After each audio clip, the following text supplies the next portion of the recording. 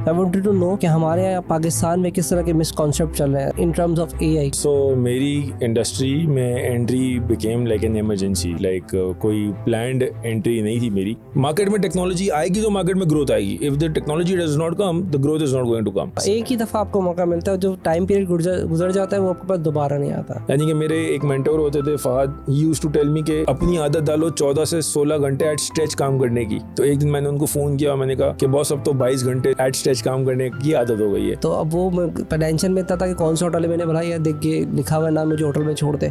तो मैं उससे पूछने गया हूँ, बैग आई थिंक बाहर निकाला था, वॉलेट सब उसकी गाड़ी में था, मैं सिर्फ पूछने गया, वो गाड़ी लिया गया। तो इस टाइम पे तो कभी कभी ऐसा भी होता है कि यार रात को सोने से पहले I do check my diary कि यार कुछ भूल तो नहीं गया। अस्सलाम वालेकुम दोस्तों, उम्मीद है आप सब लोग खैरियत से होंगे। Welcome back to my YouTube channel gain with Tehseen.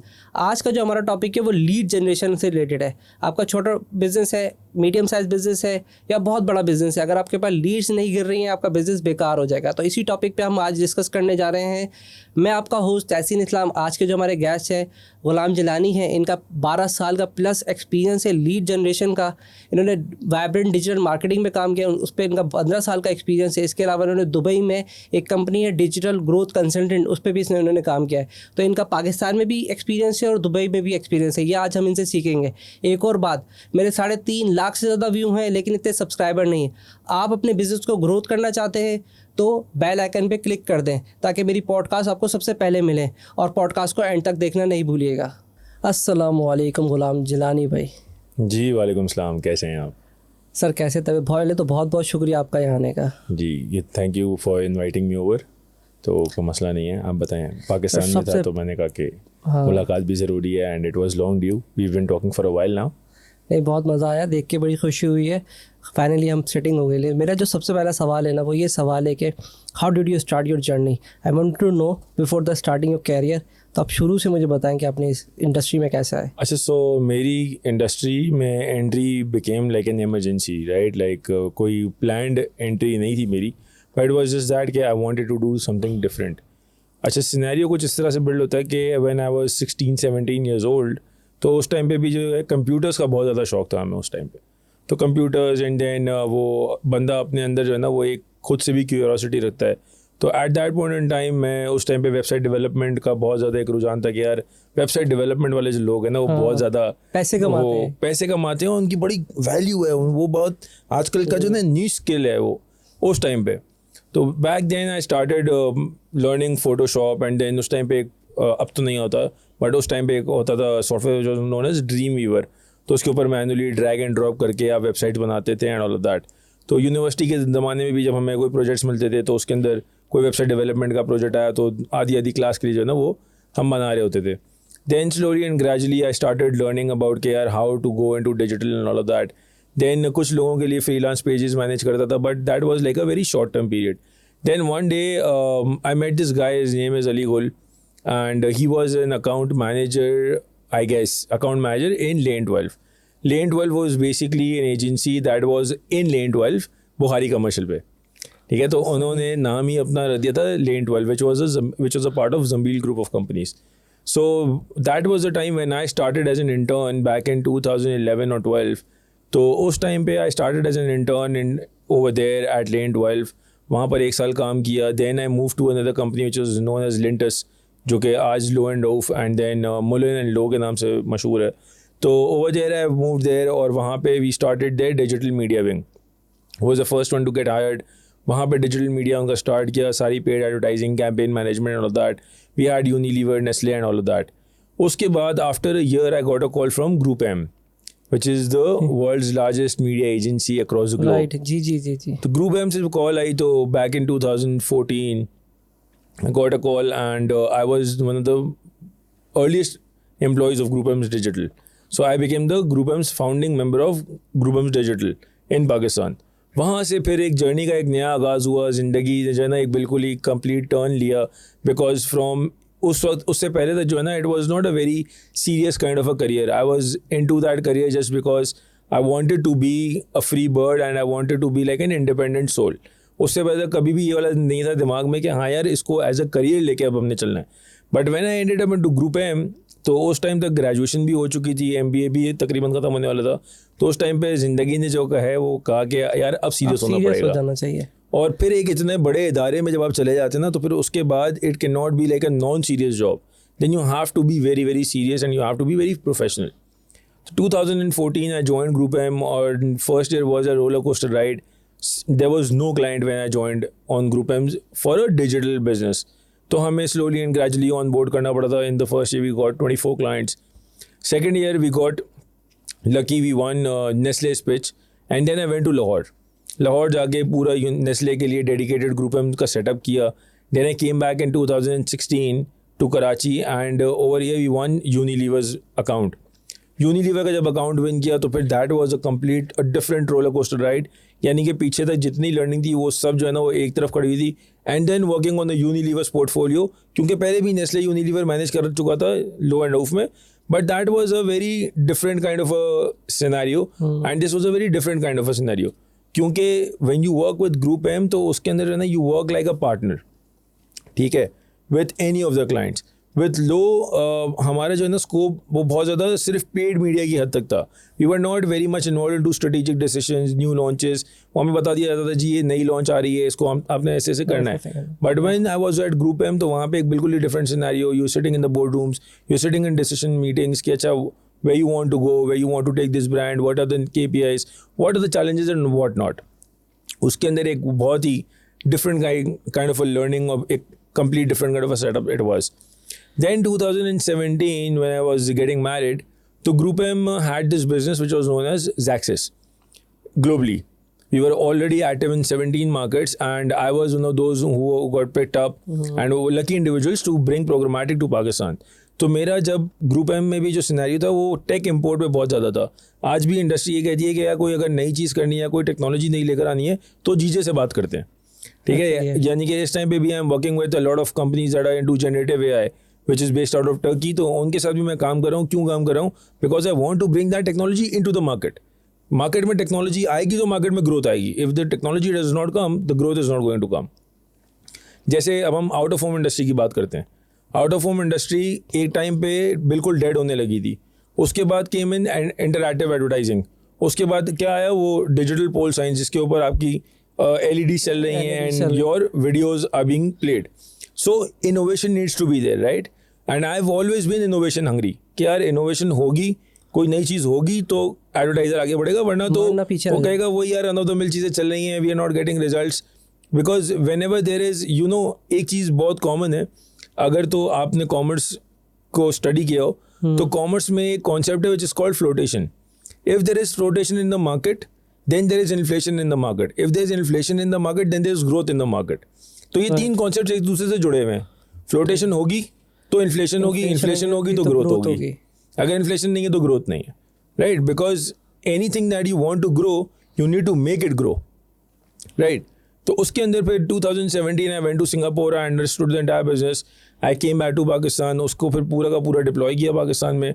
2017 till 2022 I was working on this business. It was a baby for me and we grew the team like anything. We won a lot of accounts, we won a lot of clients on that. 2021 during COVID I got another opportunity to bring in influencer content amplification marketing into Pakistan, which was known as Inca. Today is known as GOAT. On Group M's platform only, which was the first AI-based influencer selection platform. तो अभी influencer selection ऐसे होती है कि जी अगर कोई educationist है तो कोई एजुकेशन की बातें कर रहा है तो that is the person who is influencer, but it's actually not that. इनका का मतलब ये था कि भाई people who are actually interested in knowing about education and who are the influencers that they are following. So create content with people who those people are following in masses rather than those who are actually working on education based content. तो इस तरह की चीज़ों के ऊपर काम किया. Then इनका बिजनेस, अदर बिजनेस जिसको पाकिस्तान में लॉन्च किया.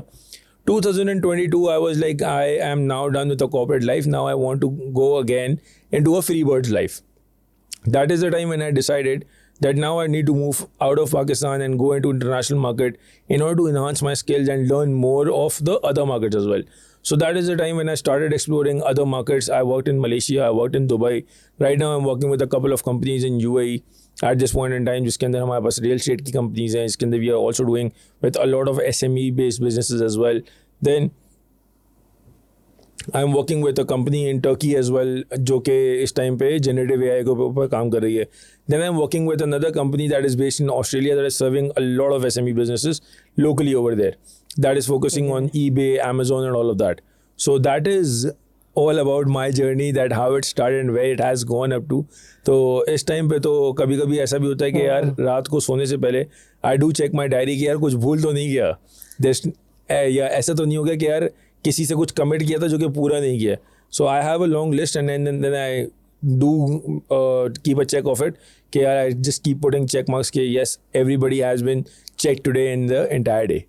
डेफिनेटली मैं सारे प्रोजेक्ट्स पे भी डिस्कस करूँगा, बट समराइज अगर मैं इसको करूँ तो what were the biggest challenge जब आप पूरा का पूरा सारा अपने जर्नी में काम कर रहे थे, देन यू फील कि that was the biggest challenge in my life? The biggest challenge that came in my life was something that had to do with personal as well and with professional as well. क्योंकि third year into my Zaxxas business, third year था 2019, yes, 17, 18, 19, third year into my business, we had a baby. We had a big growth challenge as well on that particular year, and that was the same year when I was moving my house as well. तो तीनों तरफ से एक pressure था. एक तो ये था कि एक तो नया बेबी आ गया आपकी फैमिली के अंदर, देन आपकी जो एग्जिस्टिंग फैमिली है, जो कि आपका बिजनेस फैमिली है, that is saying that we need to grow as well, and then जो आपका घर का सेटअप है वो आप मूव भी कर रहे हैं. So that was like a time when I felt that there is a lot of challenge and that was a time. कर रहे थे? नहीं, within the country I was moving my house. Right, क्योंकि जब आपके यहाँ baby आ जाता है देन यू से कि यार अब इसके लिए भी कुछ ना कुछ करना होगा. So I am a person who does a bit of a pre planning. तो उस टाइम पे the business needed a lot of growth. We were like going crazy after our growth. We were bringing in new technologies, we were getting new clients, onboarding हर दूसरे दिन चल रही थी, हर तीसरे दिन चल रही थी. We were in this entire thing, we are also expanding our team. So we are going from a team of 5 to 17 over the next 3 months.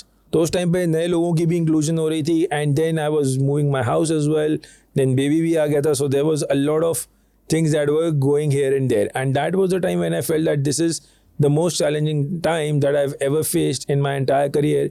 कि यार there is too much to handle. यानी कि 24, एक बंदा कहता है कि यार मेरे पास 24 घंटे हैं, लेकिन मेरे पास पूरे दिन में काम 28 घंटे का आ गया इस टाइम पे. So that was the kind of time. So my days and nights were completely upside down. I used to sleep. कभी कभी सुबह में यानी कि फजर के टाइम पे जाके सो रहे होते थे, एंड देन उठ के वापस बैग उठा के ऑफिस जा रहे हैं, ऑफिस के बाद आए, फिर उसके बाद घर के जो काम रह गए वो कर रहे हैं. So it was like a very बहुत स्ट्रेस डे. यानी कि मेरे एक मेंटोर होते थे Fahad, he used to tell me कि अपनी आदत डालो 14 से 16 घंटे एट स्ट्रेच काम करने की. तो एक दिन मैंने उनको फ़ोन किया और मैंने कहा कि बॉस अब तो 22 घंटे स्ट्रेच काम करने की आदत हो गई है. So he used to be in Indonesia back then, and he was like अभी तो ज़िंदगी शुरू हुई है. So this was the most difficult time. But उस टाइम पे the good part was that my team was very well indulged. वो day and night मुझे बहुत ज़्यादा सपोर्ट करती थी, and then my family was there, yes, but जो चीज़ें आपने करनी है वो आपने ही करनी है. एंड तो इस तरह की चीज़ें हैं. But that was one of the times, okay, but अब जब when I look back and when I reflect upon 2019, I want to live that year once again. क्योंकि एंजॉय करते हैं ना, उसमें एनर्जी डिफरेंट होती है. Yes.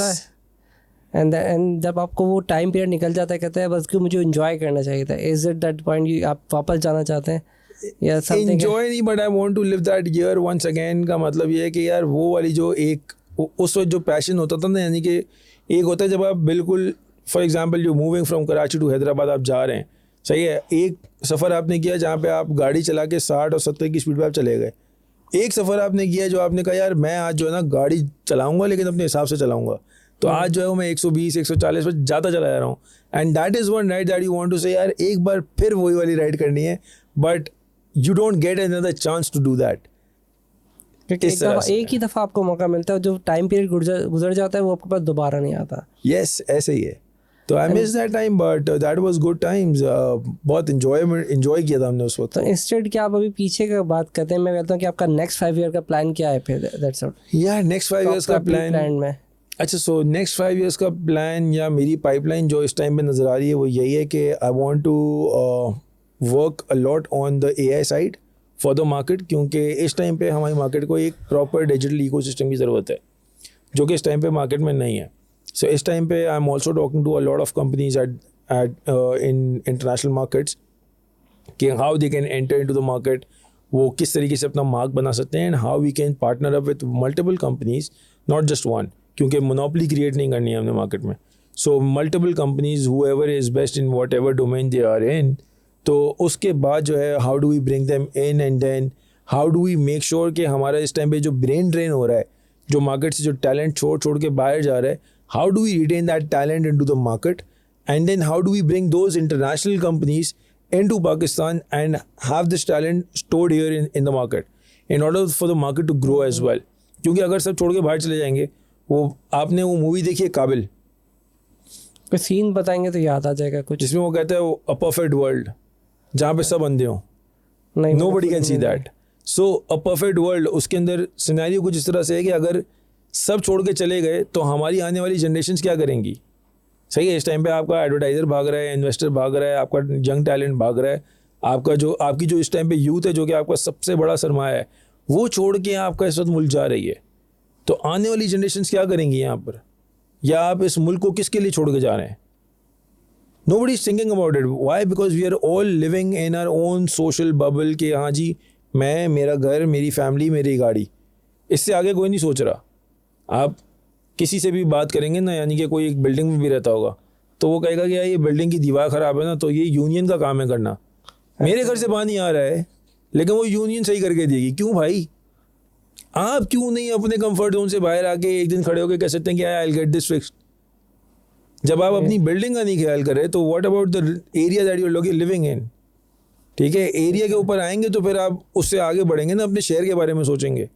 It's very easy. यानी कि आज आप पाकिस्तान के अंदर बात करें या कराची की बात करें, you move on Shahrah Faisal और you move on any road, you see very casually people throwing out anything litter on the road, right? Why? Because you are not thinking about it. सही है. मेरा सवाल आज उन लोगों से भी है, यानी कि आप यहाँ से बाहर जाएं, सिर्फ ज़्यादा दूर नहीं, 2 घंटे की फ़्लाइट लेके UAE चले जाएं, आप गाड़ी का शीशा उतार के कुछ फेंक के तो दिखाएं बाहर. क्यों?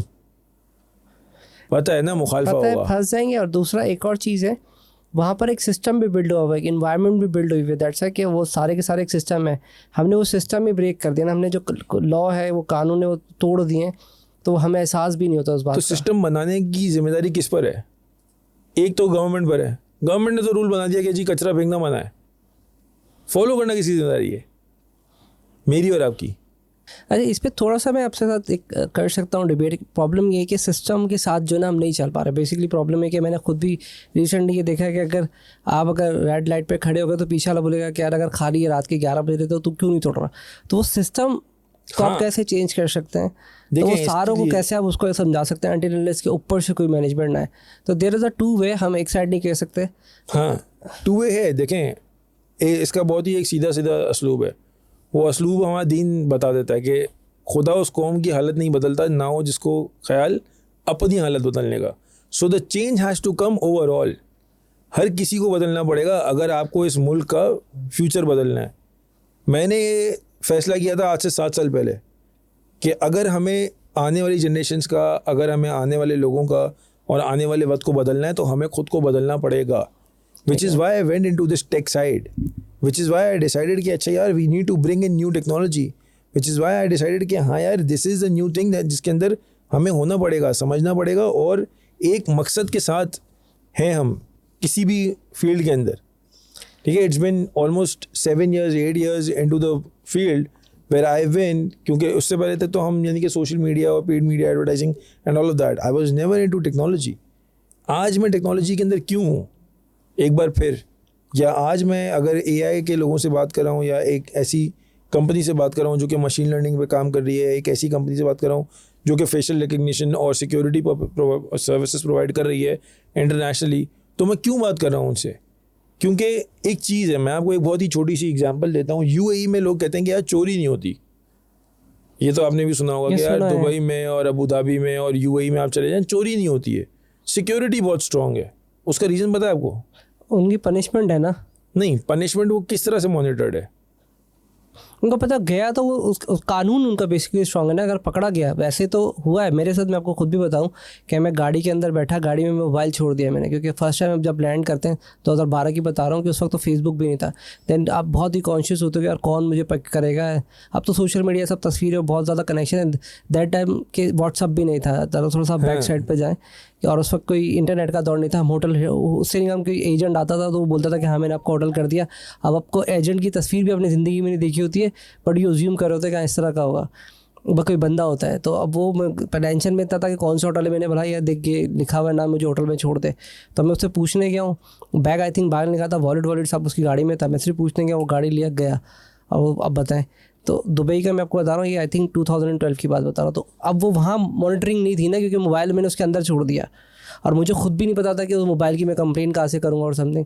तो होता तो वहाँ पे भी है, ऐसा नहीं है कि वहाँ नहीं है, बिकॉज कि वहाँ पर अगर मेरे पास इतने इख्तियारात होते कि मैं उसको पकड़ सकता, और देन आई ऑलरेडी, अब तो प्रीपेड प्लान है ना, अब तो MI नंबर होता है और ये सारी चीज़ें होती हैं। उस वक्त तो खैर हमारे पास ये कॉन्सेप्ट भी नहीं था। सो द रीज़न, मैं आपको रीज़न बता रहा था, द रीज़न है कि वहाँ पे क्यों नहीं होती, तो मुझे लगता है कि होती है, मैंने आपको ये स्टोरी से बताया होती, यानी कि the ratio is very less until unless they don't have opportunity, ये भी कर दें। हाँ, यही आ रहा हूँ। तो उन्होंने सिस्टम क्या बनाया, उन्होंने निज़ाम ऐसा बनाया है कि एक तो उन्होंने अपने खुद के कैमराज लगाए, देन उन्होंने क्या किया कि जितने बिजनेसेस हैं वहाँ पे, आप कहीं पे भी चले जाएँ, आप होटल में चले जाएँ, आप मस्जिद में चले जाएँ, मॉल में चले जाएँ, दुकान में चले जाएँ, कहीं भी चले जाएँ, किसी भी जगह से आप गुजरेंगे आप कैमरे के अंदर हैं। सर्वेलेंस आपकी 24 घंटे चल रही है वहाँ पर, you are under a radar, आपको देखा जा रहा है।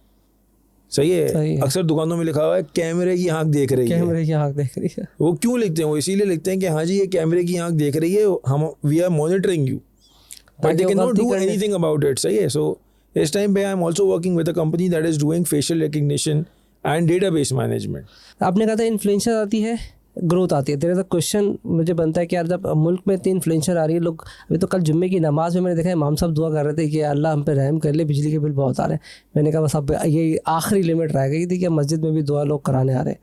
तो फिर ग्रोथ क्यों नहीं आ रही है? देखें, एक होती है इन्फ्लेशन और एक होती है आर्टिफिशियल इन्फ्लेशन, दोनों में बड़ा फ़र्क है। सही है। इन्फ्लेशन जो है ना वो it's not something that is, inflation is not something that is damaging. सही है। फ्लोटेशन से जो इन्फ्लेशन ड्राइव होती है ना, फ्लोटेशन से जो इन्फ्लेशन ड्राइव होती है उसके अंदर हमेशा ग्रोथ आएगी आपके पास। ठीक है। This is artificial inflation. ये आर्टिफिशियल इन्फ्लेशन किस तरह से आ रही है, जो जिसको आप कहते हैं सर्कुलर डेट। ठीक है। यानी कि फॉर एग्जांपल आपने ये जगह ली हुई है किराए के ऊपर। सही है। आपने एक जगह ली हुई है किराए के ऊपर, फॉर एग्जांपल 3 लाख रुपए महीने के ऊपर, लेकिन आपकी आमदनी 3 लाख रुपए नहीं है अब, लेकिन आपने किराया तो भरना है।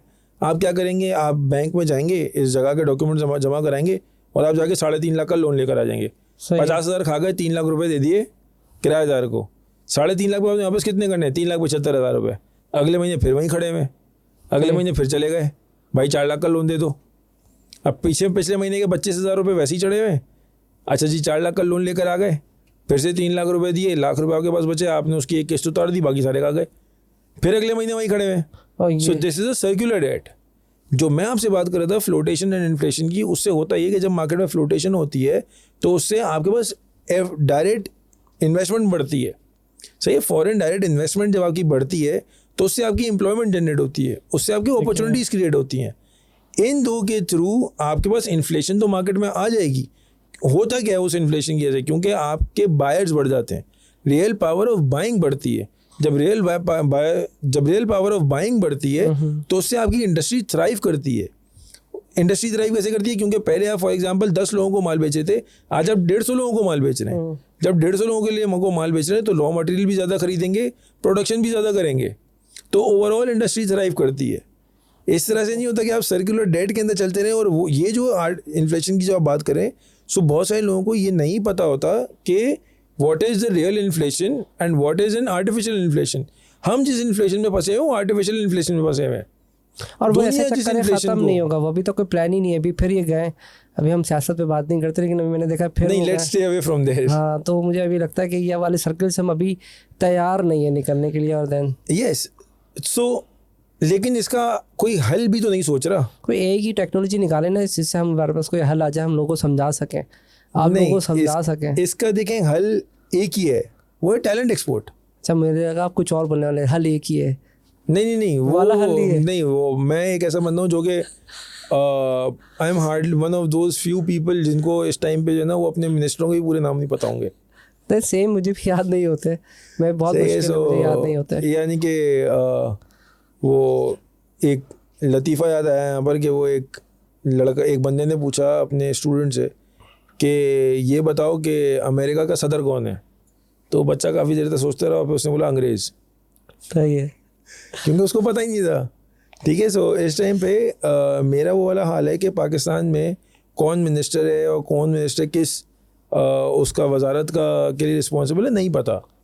ठीक है, क्योंकि my focus is something else.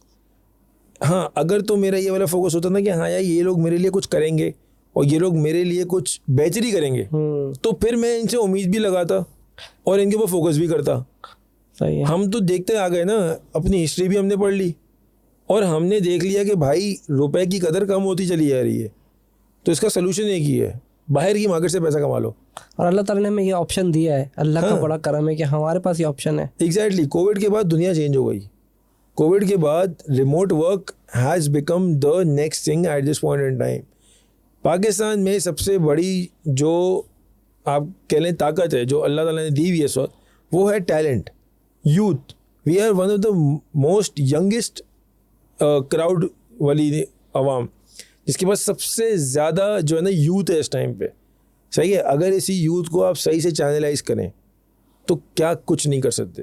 इस टाइम पे एआई के ऊपर, मशीन लर्निंग के ऊपर, कोडिंग के ऊपर इतना काम हो रहा है दुनिया में, जॉब्स बड़ी भरी पड़ी हुई हैं। कुछ पोर्टल जैसे हैं जहाँ पर लोग रजिस्टर्ड कम हैं और जॉब ज़्यादा हैं, तो हम अपनी यूथ को उस तरफ माइल नहीं कर रहे। उसके लिए ज़रूरत किस चीज़ की है? एजुकेशन। सबसे बड़ा हमारा चैलेंज इस टाइम पे मुल्क में एजुकेशन नहीं है, बिल्कुल क्वालिटी एजुकेशन नहीं है, बिल्कुल भी नहीं है अब तो, बिल्कुल ही नहीं है। नहीं बिल्कुल है। ही इतनी खतरनाक लोग होती जा रही है। जर्मनी क्यों जाते हैं स्टूडेंट वीज़ा पे? Education is free for all. अच्छा, उनका कॉन्सेप्ट कुछ और है। वो ये कहते हैं बच्चा बाहर से आएगा, एक तो वो इन्वेस्टमेंट लेकर आएगा, यहाँ पे रहेगा, हमारी हमारी रियल एस्टेट इंडस्ट्री थ्राइव करेगी, पहली चीज़। दूसरा, वो यहाँ से पढ़ेगा, यहाँ से पढ़ के फिर वो जहाँ जाएगा वहाँ से भी तो इनकम लेकर आएगा, तो एम्प्लॉयमेंट जनरेट होगी। ठीक है, फिर इनके अंदर से कुछ एंटरप्रेन्योर्स होंगे जो कि हमारी ही मुल्क में इन्वेस्टमेंट कर देंगे। अच्छा, हमारे मुल्क में इन्वेस्टमेंट नहीं करी, फॉर एग्जांपल ये वापस अपने मुल्क चला गया, तो वहाँ से फिर 10 बच्चा और ये लेकर आ जाएगा कि यार वहाँ जाके पढ़ लो। So this is an ongoing cycle, it's a thought process. For that you need to have that thought process. अभी तो हमारे यहाँ पे, यानी कि I didn't wanted to go there, but यहाँ पर तो हमारे लोगों का होता ही है कि भाई 5 साल पूरे करने हैं, 5 साल पूरे करने के बाद फिर 5 साल के लिए और आगे जंग करनी है। आप ऐसा ही है। यूएस को उठाएं एज इन, यानी कि हमारे लिए, बहुत सारे लोगों के लिए US is an example as a market. सही है, विच इज़ द प्रेसिडेंट और which is the prime minister that has come back to serve that duration after serving that entire duration?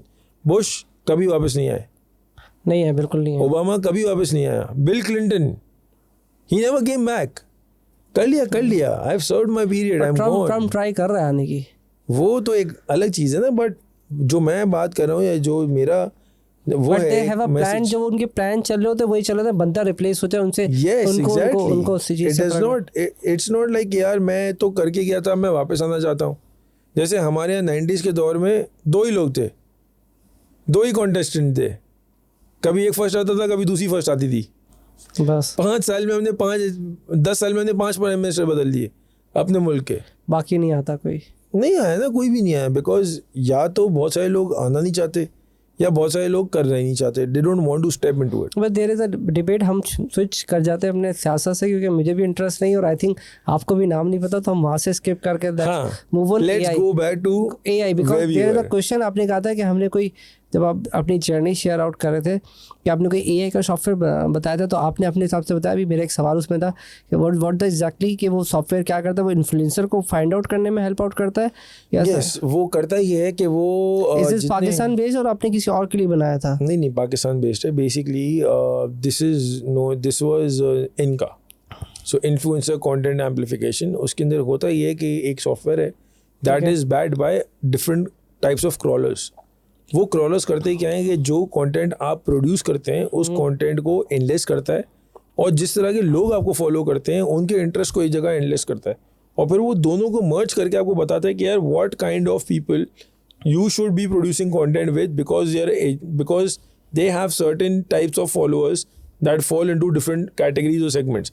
जैसे मैंने आपको एजुकेशन का बताया, अब अगर आपको एजुकेशन का कंटेंट बनाना है, एजुकेशन बेस्ड इन्फ्लुएंसर का कंटेंट बनाना है, तो आप करेंगे क्या कि आप किसी भी ऐसे बंदे के पास जाएंगे जो कि एजुकेशन में बात करता हो या एजुकेशन के ऊपर कंटेंट लिखता हो. ज़रूरी नहीं है कि उसके फॉलोअर भी जो है वो एजुकेशन में इंटरेस्टेड हो. पॉसिबिलिटी है, सही है. एक बंदे के कई डिफरेंट इंटरेस्ट होते हैं. सो ये टूल क्या करता है कि ये कंटेंट और ऑडियंस को मैच करके आपको बताता है कि यार this is the right person और this is the right kind of influencers that you should be working with. So that is AI based influencer. Influencer को भी चेक करता है, उनके फॉलोअर्स को भी चेक करता है. Yes, authentic authentic from the market, outside of the market. जैसे कुछ पेजेस हैं जिनके 2 मिलियन 3 मिलियन फॉलोअर्स हैं पाकिस्तान में, लेकिन जब आप उनके फॉलोअर्स को खोलते हैं तो वो इंडिया, ब्राज़ील और नेपाल, भूटान वहाँ से हैं, जबकि वो पाकिस्तान का पेज है. चाइना, हांगकॉन्ग, तो they are all fake followers, right. तो ये जो टूल है ये बेसिकली उन सबको एराडिकेट करता है, उन सबको हटा के, and then it gives you the right mix of influencers that you should be working with. अच्छा, तो पेड मार्केटिंग के थ्रू जो आते हैं इन्फ्लुएंसर और सब्सक्राइबर आ रहे हैं, तो वो तो फिर वो फेसबुक खुद उठा के आपको सब्सक्राइब करवा रहा होता है, तो वो भी there are different tactics, there are different hacks to increase your followers, right? नहीं, मैं कहता हूँ आपने कहा ना कि वो गलत होते हैं कि वो जो पेड मार्केटिंग के थ्रू चला रहे होते हैं. There is a two concept. एक तो होता है खरीद दे भाई 1 मिलियन सब्सक्राइबर हो कहीं से फेंक आ गए, but there is another thing कि लोग पेड मार्केटिंग के थ्रू करते हैं. तो वो पेड मार्केटिंग के अंदर देखें आपके पास टारगेटिंग ऑप्शंस होते हैं, टारगेटिंग फिल्टर्स होते हैं. दोस्त targeting filters you can place and उसके बाद जो आपके पास रिजल्ट्स आएंगे that is going to be very different. लेकिन अगर आपने उस टारगेटिंग के अंदर for example if you are a Pakistani brand और आपने ब्राज़ील की टारगेटिंग लगा दी, तो उसमें एल्गोरिथम की क्या गलती है? एल्गोरिथम की तो गलती नहीं है ना, वो the algorithm has to bring you the result that you are paying for, right. अगर आपने उसको कहा कि जी I want to advertise in Indonesia, सही है, आप पाकिस्तान के एक ब्रांड है, आपको इंडोनेशिया से फॉलोअर सस्ता मिलेगा, ब्राज़ील से आपको फॉलोअर सस्ता मिलेगा as compare to the in market. ठीक है. For example I work very heavily in UAE की प्राइसिंग पाकिस्तान से कोई 20 टाइम्स ज़्यादा है.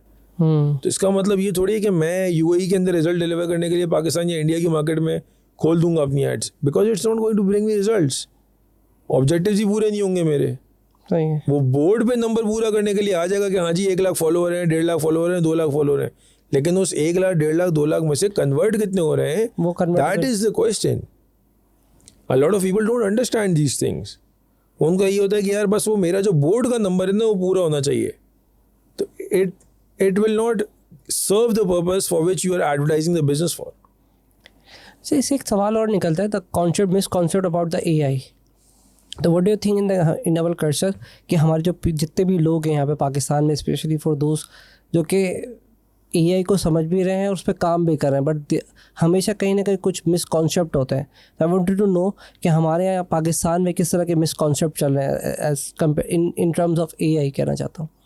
देखिए AI के ऊपर ना मैं लोगों को बड़ा आसान तरीके से समझाता हूँ. मैं कहता हूँ यार AI कुछ नहीं है, यानी कि व्हाट इज़ AI, यानी कि आप अक्सर लोग ये बोलते हैं यार AI जो है it's the next big thing, जिसे जॉब रिप्लेस कर देगा. हाँ, यानी कि लोगों को रिप्लेस करेगा, उन लोगों को रिप्लेस करेगा जिनको AI के साथ काम करना नहीं आता.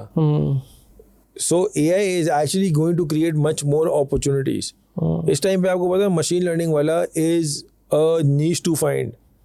मशीन लर्निंग वाले लोग नहीं मिल रहे इस टाइम पे. सही है. जो लोग फॉर एग्जांपल कोडिंग पे काम करते हैं या मशीन लर्निंग पे काम करते हैं या अपना जो मज़ीद यानी कि फॉर एग्जांपल Web3 के ऊपर काम कर रहे हैं या मोर टेक्निकल टर्म्स के चीज़ों के ऊपर काम कर रहे हैं, वो उसके लोग नहीं हैं इस टाइम पे दुनिया के अंदर. वो क्यों नहीं है? क्योंकि लोगों का अभी तक वहाँ पे रुझान नहीं आया है. बाय द टाइम लोग वहाँ पे पहुँचेंगे या by the time people will realize कि अच्छा यार यहाँ पे जाना है, because it's not a 1 day journey, it's not a 1 night journey. ऐसा नहीं हो सकता कि मैं कल रात को सर्टिफिकेशन करने बैठूँ, आज सुबह जो है वो मैं I am ready for it. It's not like that, right. So for AI, what I say is कि it's a very simple and a very linear kind of a concept. It's called a flow chart. You give an input, it processes your input and it gets you the output in a much faster time. For example अगर आपको एक research करनी है किसी मुल्क के ऊपर, तो पहले आप जो है वो बैठ जाते थे, लाइब्रेरीज में बैठते थे, वहाँ की किताबें पढ़ते थे, वहाँ के कल्चर को समझते थे, वहाँ की चीज़ों को अंडरस्टैंड करते थे, और फिर आपको समझ में आता था कि अच्छा ठीक है, अब जो है मैं जब किसी मार्केट में जाऊँगा तो वहाँ पे मेरे साथ क्या होने वाला है. सही है. लेकिन आज ऐसा नहीं है. आज आप इंटरनेट पे चले जाएं या आप बैंक पे चले जाएं या आप चैट जीपीटी खोलें, आप उसको बोलें कि यार मुझे XYZ मार्केट की इंसाइट्स दे दें, और वो आपको फ़ौरन बता देता है. इसकी बहुत ही, इससे भी ज़्यादा मैं जो है ना बिल्कुल ज़मीन पे आके आपको इससे ज़्यादा आसान एक कॉन्सेप्ट समझाता हूँ. आप ज़रा ज़्यादा किताबों वाले आदमी रहते हैं, तो आपके पास भी वो किताब होगी, इसका नाम था डिक्शनरी. सबके पास ही होती है वो. सही है. सब शुरू में जब इंग्लिश लैंग्वेज का कोर्स कर रहे हो तो सबको बोलते कि बस डिक्शनरी रख लें, और डिक्शनरी रखनी होती थी. सही है. और उसके अंदर जो है ना वो आपके यहाँ एक खातून है जिनसे मैं मिला था, वो बड़ी मुश्किल इंग्लिश बोल रही थी, तो मैं कहा कि यार आपकी इंग्लिश समझने के लिए डिक्शनरी की ज़रूरत पड़ सकती है मुझे. सही है. ठीक है. लेकिन अगर मेरे पास आज AI ट्रांसलेटर हो, तो जो वो कह रही हैं उनको AI ट्रांसलेटर पर डालें और वो फ़ौरन बता देगा कि ये जो कह रही है इसका क्या मतलब है. सही. Right. So don't take it as an offence, but just giving an example कि देखें, ये पहले जो है वो डिक्शनरी को आप खोल के उन पन्नों को आप पलट के और चेक करते थे कि जी ये क्या है. आज आपने उसी लफ्ज़ का मीनिंग आपने डाला गूगल पे और वो आपको बताता है कि जी इस लफ्ज़ का ये मतलब है. राइट. तो क्या AI ने रिप्लेस कर दिया? नहीं रिप्लेस किया. It's just how you were using a certain tool earlier and how you using that same tool today. It's just that the mode of usage has changed. ठीक है. यानी कि अगर आज से कोई 30 साल पहले या 50 साल पहले की बात करें तो बिल्डिंग कैसे बनती थी? सारी रात मजदूर लगे हुए होते थे. सही है. अब क्या होता है, एक मशीन आती है, मशीन पे ऑपरेटर बैठा होता है ना, बस फास्ट हो गया. राइट. सो जो लोग इस बात को से डर रहे हैं कि AI is going to replace us, it's going to replace those people who don't know how to operate it. It's not going to replace those people who know how to operate it, और those people, यानी कि इस पूरे case के अंदर efficiency mechanism बढ़ जाएगा, opportunities बढ़ जाएंगी आपके पास. लेकिन उसके लिए आपको अपने आप को अपस्किल करना पड़ेगा. हमारी इंडस्ट्री का सबसे बड़ा चैलेंज मैं आपको बताऊं वो क्या है, वो है कंटिन्यूस लर्निंग. जिसकी लर्निंग रुक गई एक दफ़ा, वो उसको इंडस्ट्री से बाहर जाने में I guess not more than 6 months redundant हो जाता है. I have been working in this industry for the past almost 11 years now. जो काम हम आज से 2 साल पहले करते थे ना, वो आज एग्जिस्ट नहीं करता. जो टूल्स हम आज से 2 साल पहले इस्तेमाल करते थे, वो आज हम नहीं इस्तेमाल करते. आज बिल्कुल ही एक अलग कॉन्सेप्ट है of how things are working. और उन टूल्स में भी अपने आप बड़े अपडेट हो गए वो. बिल्कुल ऐसे ही है. पहले यानी कि 2016-17 में फेसबुक का एक कोड निकलता था, वो आपको वेबसाइट में लगाना होता था, फिर आप बैठ के एक एक बटन को ट्रैक करते थे, फिर उसके अंदर एक कोडिंग होती थी जिससे हम बड़ा डरते थे. फिर बाद में समझ में आया कि अच्छा इसके अंदर तो सिर्फ ये डालना होता है. अब तो ऐसा कोई कॉन्सेप्ट ही नहीं है. अब तो तेरे पिक्सल निकाला, आपने वेबसाइट के मास्टर पेज पे लगाया एंड आपने उसके अंदर साइड मैप डाल दिया. वो सारी चीज़ें ऑटोमेटिकली रीड करने के बाद आपके इवेंट्स बनाता चला जाता है और फिर पूछ रहा होता है is this an important event for you. तो क्या AI ने किसी को रिप्लेस किया? नहीं रिप्लेस किया. It has made your work much more efficient. ठीक है. एक कॉन्सेप्ट है हमारी फील्ड का, इसको हम कहते हैं एल्गोरिथम ट्रेनिंग. आप एल्गोरिथम को जितना बेहतर ट्रेन करेंगे वो उतना आपके लिए एफिशिएंट होता चला जाएगा. सही है. उसके लिए आज गूगल के अंदर सिग्नल्स हैं, फेसबुक के अंदर डेटा इवेंट्स होते हैं. राइट. अब उसके लिए सबसे ज़्यादा जो इम्पोर्टेंट चीज़ होती है वो ये होती है कि आप अपने बिजनेस को किस तरह से प्लान कर रहे हैं over the next 3 months, 6 months, 8 months और ईयर फॉर एग्जाम्पल. राइट. अगर आपने आज वो डिसीजन नहीं लिया जो आपको रिजल्ट देगा आज से 3 महीने, 6 महीने या 1 साल के बाद, तो you are not taking your business anywhere, you are only wasting money. You need to be very strategic today. आज के दौर में आपको बहुत स्ट्रेटेजिकली थिंक करना पड़ता है कि यार मैं आज किस तरह का ट्रैफिक लेकर आऊँगा जो कि 2 महीने 3 महीने के बाद जाके मुझे रिजल्ट देगा. इनको मैं किस तरीके से क्लस्टर्स में डिफाइन करूँगा, किस तरह से इसमें से मैं कन्वर्टिंग नॉन कन्वर्टिंग ऑडियंसेस को क्लियर करूँगा और फिर मैं अपने डेटा क्लीनिंग की तरफ कैसे जाऊँगा? आपने मुझसे एक सवाल पूछा था कि सबसे इम्पोर्टेंट स्किल क्या है? सबसे इम्पोर्टेंट स्किल हमारी इंडस्ट्री के लिए क्या है? हमारी इंडस्ट्री के लिए आज जो सबसे इम्पोर्टेंट स्किल है ना, वो है डेटा की अंडरस्टैंडिंग, कि यार डेटा को रीड करके उससे उसके साथ डिसीजन मेकिंग आपकी कितनी स्ट्रांग है। 3 चीज़ें हैं हमारी इंडस्ट्री के अंदर, चौथी कोई चीज़ नहीं है। एक है डेटा, दूसरी है डिसीजन मेकिंग, तीसरा है confidence. Confidence over your decision while focusing on data. इसको ऐसे देख लें, इसको ऐसे देख लें, चलेगा ये आपस में। अगर आप की डेटा रीडिंग सही है और आपकी डिसीजन मेकिंग सही है, लेकिन अगर आप कॉन्फिडेंट नहीं है तो आप फेल हैं। आपकी डेटा रीडिंग खराब है, आपकी डिसीजन मेकिंग सही है और आप कॉन्फिडेंट हैं, तब भी आप फेल हैं। सो data analysis is something that is very important. ठीक है, डेटा एनालिसिस को समझने के लिए आपको एक्सेल आना चाहिए, और एक्सेल सीखने के लिए आपके पास स्कूल्स, कॉलेजेस, यूनिवर्सिटीज, वरना डिप्लोमा भी होता है। सही है। So but again coming back to the base point, education. You need to have education in order to be successful in our industry. और अपने आप को अपडेट करते रहना चाहिए, अपने आप को अपडेट रखना चाहिए। अपडेट रहने के लिए ये है कि बहुत सारे प्लेटफॉर्म्स होते हैं, बहुत सारी जगह होती हैं। अच्छा, आपने जब बात सारी छेड़ ही दी है, ठीक है, समथिंग आपने कहा गूगल, पिक्सल और फेसबुक, पुरानी यादें मेरी भी ताज़ा कर दी हैं।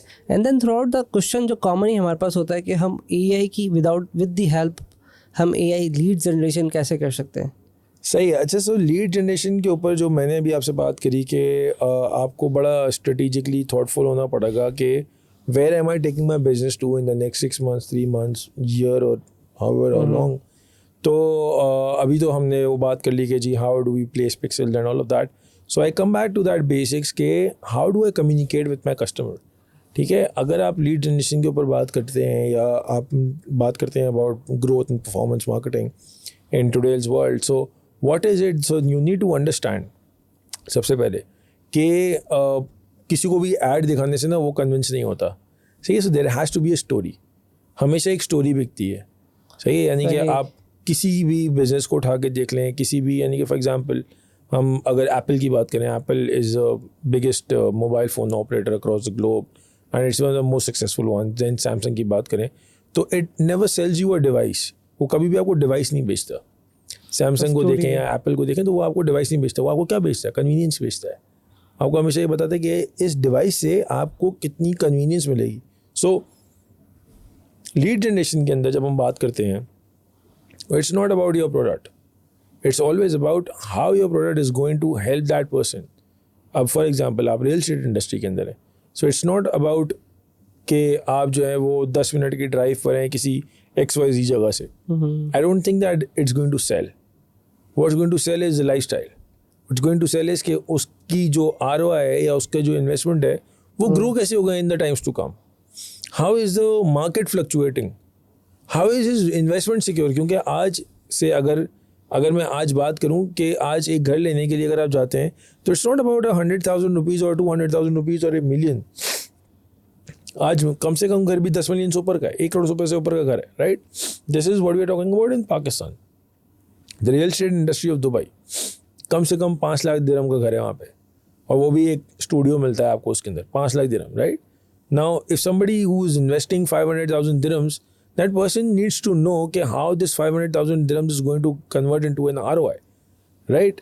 एक ROI की कहानी एक स्टोरी है। सही है। ROI is one story, lifestyle is one story, security UAE में don't talk about it because वहाँ पे everything is secure, right? But it's how you tell the person कि how your investment is secure, how your future is secure, how it's futuristic. So it's always about the story. So you first define the story, then you say, okay, how am I going to communicate this? And then you say, how am I going to target the person? Now targeting the person over there, you say, okay, now I'll make a media mix. So उसके अंदर फिर you say कि अच्छा okay, now I will say कि for example मैं एक awareness की ad चलाऊंगा जहाँ मैं लोगों को बताऊंगा about my this project. So that is your exposure, awareness. Then what I'm going to do is make people understand and experience, bring them on my side. Make them understand that what my project looks like, what are the payment plans, what are the promises that I'm doing, and then what am I going to do? वो लोग जिन्होंने मेरी website पे आके ये पूरी की पूरी जर्नी कंप्लीट की है, उनको मैं रीटारगेट करूँ towards lead generation. This is a full funnel that I feel that is going to make it a success. वरना जो इस टाइम पे जिस तरह से लीड जनरेशन होती है कि जी वो मैंने ऐड लगाया लेकिन लीड नहीं मिली, या मैंने ऐड लगाया कचरा लीड आ गई, 600 लीड आई थी, उसमें से 3 लोग इंटरेस्टेड थे मेरे प्रोडक्ट में, तो होगा यही, क्योंकि आपने कभी भी पूरा फनल यूटिलाइज ही नहीं किया in order to run your lead generation ads, right. आप कोई भी बिजनेस उठा लें, एनी बिजनेस, गाड़ी है आपके पास? जी बिल्कुल. श्योर, गाड़ी है, राइट. सो गाड़ी के अंदर जब आप किसी को भी गाड़ी बेचनी होती है तो वो सबसे पहले बताते हैं कि जी हम ये गाड़ी लेकर आए, फिर वो बताते हैं गाड़ी का काम क्या है, आपको एक जगह से दूसरी जगह लेके जाना. ऐसा ही है. उस गाड़ी के अंदर क्या होता है, 4 टायर होते हैं, सही है, 2 सीटें होती हैं, आगे 1 सीट होती है पीछे, जिसके अंदर 4 से 5 लोग बैठ गए एक जगह से दूसरी जगह बड़ा कंफर्टेबली पहुंच जाते हैं, सही है. लेकिन उसके बावजूद वो बताते हैं इसके अंदर एक हमने साउंड सिस्टम लगाया हुआ है, वो बताते हैं जी इसके अंदर हमने जो है वो रेन से बचने के लिए, हादसा से बचने के लिए एक ये फीचर दिया हुआ है. फिर एयर बैग बताया हुआ है कि जी एक्सीडेंट हो गया, आपकी सेफ्टी और सिक्योरिटी के लिए, फैमिली के लिए हमने 8 एयर बैग या 11 एयर बैग लगाए हुए हैं इस गाड़ी के अंदर. Then we have a modern shape, right. All of these things, this is all a story that one gives it to the customer in order to tell them that this is what you need to pay for in order to be a part of the program or in order to own this piece of a car or anything. इसी तरीके से lead generation is done in multiple businesses. जैसे अभी I have a friend, so he does a lot of this service, जो कि जिसके अंदर लोगों का फ़ोन ख़राब हो गया, फ़ोन नहीं चल रहा, पैनल ख़राब हो गया, स्क्रीन चेंज करानी है, और एनीथिंग ऑफ दैट सॉर्ट. तो what he found out was that there were a lot of people that were searching about it. So what he started doing was, अब उसका क्या था कि उसका एक प्रोडक्ट ऐसा उसने बनाया जिसकी नीश was identified already, जिसकी ऑलरेडी एक demand was in place, right. तो what he started doing was he started placing ads, और उसने क्या किया, राइडर रख लिए बहुत सारे उसने ना राइडर रख लिए अपने पास, यानी कि लड़कों को रखा कि यार किसी भी जगह से जाके फ़ोन फेच करके ले आओ. एक was a fetching team and one was the team that was corresponding between the mobile market and this place. तो वो क्या करते थे कि वहाँ पे जैसे फॉर एग्जांपल किसी ने लिखा कि यार माई कीपैड इज़ नॉट वर्किंग या the iPhone screen is not working, तो उसकी वेबसाइट पॉपअप हो जाती थी, वहाँ पे उसका ऐड लगा हुआ होता था for lead generation. The person would go fill up the form, fill up the details, 1 घंटे में उस बंदे को फ़ोन आता था कि सर आपकी ये डिटेल्स आई हैं, हम आपके पास बंदा भेज दें. The person would say yes, वो बंदा जाता था, राइडर उसको एक टोकन दे के आता था कि ये आपका टोकन है, when I will come back you give me this token back and I will bring you the phone back. वो वहाँ से लेके लाता था इसके वर्कशॉप पे या जहाँ पे भी उसका कलेक्शन सेंटर था, वहाँ से एक और राइडर लेके उसको मोबाइल मार्केट चलाया जाता था जहाँ पे उसका रिपेयर शॉप वाला बैठा हुआ था. सही है. So he started this business right now while being a coordinator between the two parties. He's doing a business in millions, right? Okay. So what he did was कि उसने सबसे पहले अपनी एक नीश आइडेंटिफाई करी, उसके बाद उसने ये सर्च किया कि मेरे एंड कंज्यूमर को क्या चाहिए. His end consumer wanted convenience for which he was ready to pay price, right? उसको अपने बिजनेस की अवेयरनेस जनरेट करने की जरूरत नहीं पड़ी. क्यों? क्योंकि there was organic demand already in the market. He identified that market gap और उसके ऊपर उसने अपना पूरा का पूरा बिजनेस खड़ा कर दिया. बट एक ऐसी मार्केट है जहाँ पे ऑलरेडी ऑर्गेनिक डिमांड है लेकिन वहाँ पे क्लटर भी है. तो उस क्लटर के बीच में आपको बताना पड़ता है लोगों को कि जी I exist as well. For that what do you do? You run awareness ads. You tell people that I am also a player in this category. This is what my offering is and this is what the price plan is. If you are interested get in touch with us today. अब आपका सवाल था जो कि main और सबसे important part है इस पूरी कन्वर्सेशन का, वो है AI. How is AI going to play a part और how is AI going to play a role in this overall journey, right? तो अब what happens is that some people are prone to respond to blue ads, some are prone to respond to red ads, some are prone to yellow ads, black ads, green ads, and all of that, right? Which is why there's a concept of DCO, dynamic creative optimization. What you do is you give the machine your base asset, and what machine does is it creates up to 600 to 800 assets automatically. और वो जहाँ जहाँ आपका user जैसे जैसे respond कर सकता है वो ऑटोमेटिकली रियल टाइम में एड्स बना के उनको शो करता है. इट्स नॉट लाइक कि आपने जो है वो पहले से उसको ऐड बना के दिए हुए 70 या 80. It's called flexible ads marketing, ठीक है, तो flexible ads, this is a concept that is very common internationally. And जिस कंपनी का मैं आपको बताया था that I am working with that generative AI company at this point in time. अब सॉरी, इसमें क्या सॉफ्टवेयर के थ्रू कर रहे हैं ये सारी की सारी चीजें? यस, तो वो सारा का सारा सॉफ्टवेयर उसकी हेल्प आउट कर रहा है इन टर्म्स ऑफ जो ऑटोमेटिकली आप कह रहे हैं एड्स बना रहा यस, है? जो एड्स बनते हैं वो automatically through an AI tool वो ऑटोमेटिकली बन जाते हैं. और दूसरा इसमें सॉरी एक और चीज़ भी जो फेसबुक एंड देन सारे प्लेटफॉर्म पे कर रहा है ये Yes, it creates ads across all platforms apart from TikTok. क्योंकि TikTok पे आपकी वीडियो बन रही होती है. So the company is right now working on video AI as well. Hopefully they will be able to come out very soon with that. But at this point in time, what it does is कि it actually generates all the static images automatically according to the user's preference. अब for example अगर एक बंदा है जिसके पास iPhone है, एक बंदा है जिसके पास सैमसंग है, एक बंदा है उसके पास मोटरोला का फ़ोन है, और एक बंदा है जिसके पास XYZ किसी कंपनी का फ़ोन है, and there is a company that is doing mobile phone repair, screen repair. आप कितने मोबाइल फ़ोन्स की तस्वीरें डालेंगे उसके अंदर? हाँ, पॉसिबिलिटी नहीं है. Right. So what it does is कि जिस मोबाइल फ़ोन पे वो ऐड अपीयर हो रहा है वो उसके हिसाब से अकॉर्डिंगली एड्स बना रहा होता है. मतलब उसका पीछे से वो डेटाबेस चेक करता है कि ये आईफोन 6 पे खुल रहा है तो आईफोन 6 दिखा देगा. एग्जैक्टली. आईफोन 7 पे खुल रहा है तो आईफोन 7, 7 प्लस पे खुल रहा है 7 प्लस. जिस फोन पे खुल रहा होगा उस पे automatically it start showing the ads accordingly. So this is just one of the example that I have given. This can be implemented across a lot of businesses whatever you are doing. So now let's talk about the car business. For example अगर एक company है जिसने गाड़ियाँ बनाई है और उसने कोई 8 कलर में या 10 कलर में बनाई है, तो इट डज नॉट हैपन कि you do a shoot for every colour. It's not possible, right? कि आपने वाइट में भी किया, ब्लैक में भी किया, लेकिन उसकी जो केवीज हैं या उसके जो हम कहते हैं बेस आर्ट वर्क्स हैं वो सारे कलर्स में बनते हैं.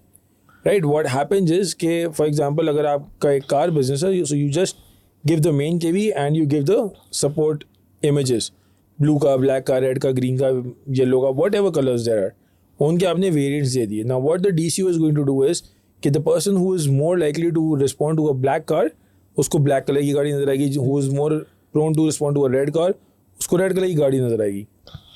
Right. While you are doing lead generation for test drives, क्योंकि जब बंदा आगे टेस्ट ड्राइव करेगा तो फिर वो अपना दिमाग बनाएगा कि मैंने गाड़ी लेनी है या नहीं लेनी है. अच्छा, इस पूरे सिनेरियो के अंदर there are more events as well.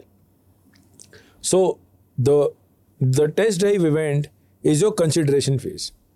उसके बाद जो सबसे इंपॉर्टेंट फेज होता है ना, that is the intent. The intent is the phase जहाँ पे आपका यूज़र जो है ना वो या तो दिमाग कन्वर्ट होता है, दिमाग बना लेते हैं कि हाँ यार मैंने ये गाड़ी लेनी है, या फिर वो ये दिमाग बना लेते हैं कि नहीं यार मैंने कोई और गाड़ी लेनी है. दैट इज़ द प्लेस जहाँ पे ऑर्गेनिक कंटेंट की सबसे बड़ी और स्ट्रॉन्ग स्ट्रेंथ जिसको आप कहते हैं ना, दैट इज़ द प्लेस जहाँ पे उसकी सबसे ज़्यादा इंपॉर्टेंस होती है, जिसको आम लफ्ज़ों में SEO बोलते हैं. दैट्स अ क्वेश्चन मैं पूछने आ रहा था कि आपके क्या ऑर्गेनिक का क्या Yes, organic content is something that plays a very vital role in any of the consumer journeys. अगर आपके पास organically लोगों के रेफरल्स नहीं है, लोगों के फीडबैक नहीं है, लोगों के टेस्टिमोनियल्स नहीं है, जो there is no positive word of mouth, तो ये सारी चीज़ें होती हैं जो कि आपको प्री प्लान करनी होती हैं. This just came into the discussion. I wanted to structure it more, but all of these things you need to have it before hand.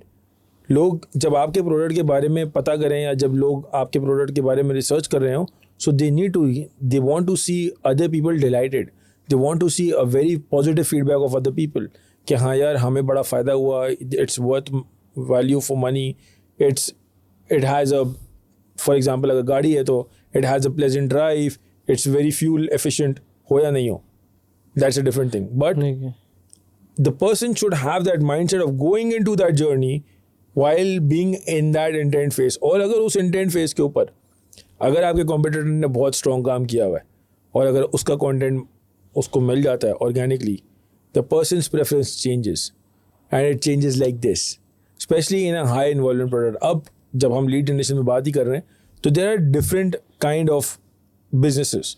I want कि आप सर्विसेज को भी थोड़ा सा ऐड कर दें. हाँ, उधर भी आएंगे.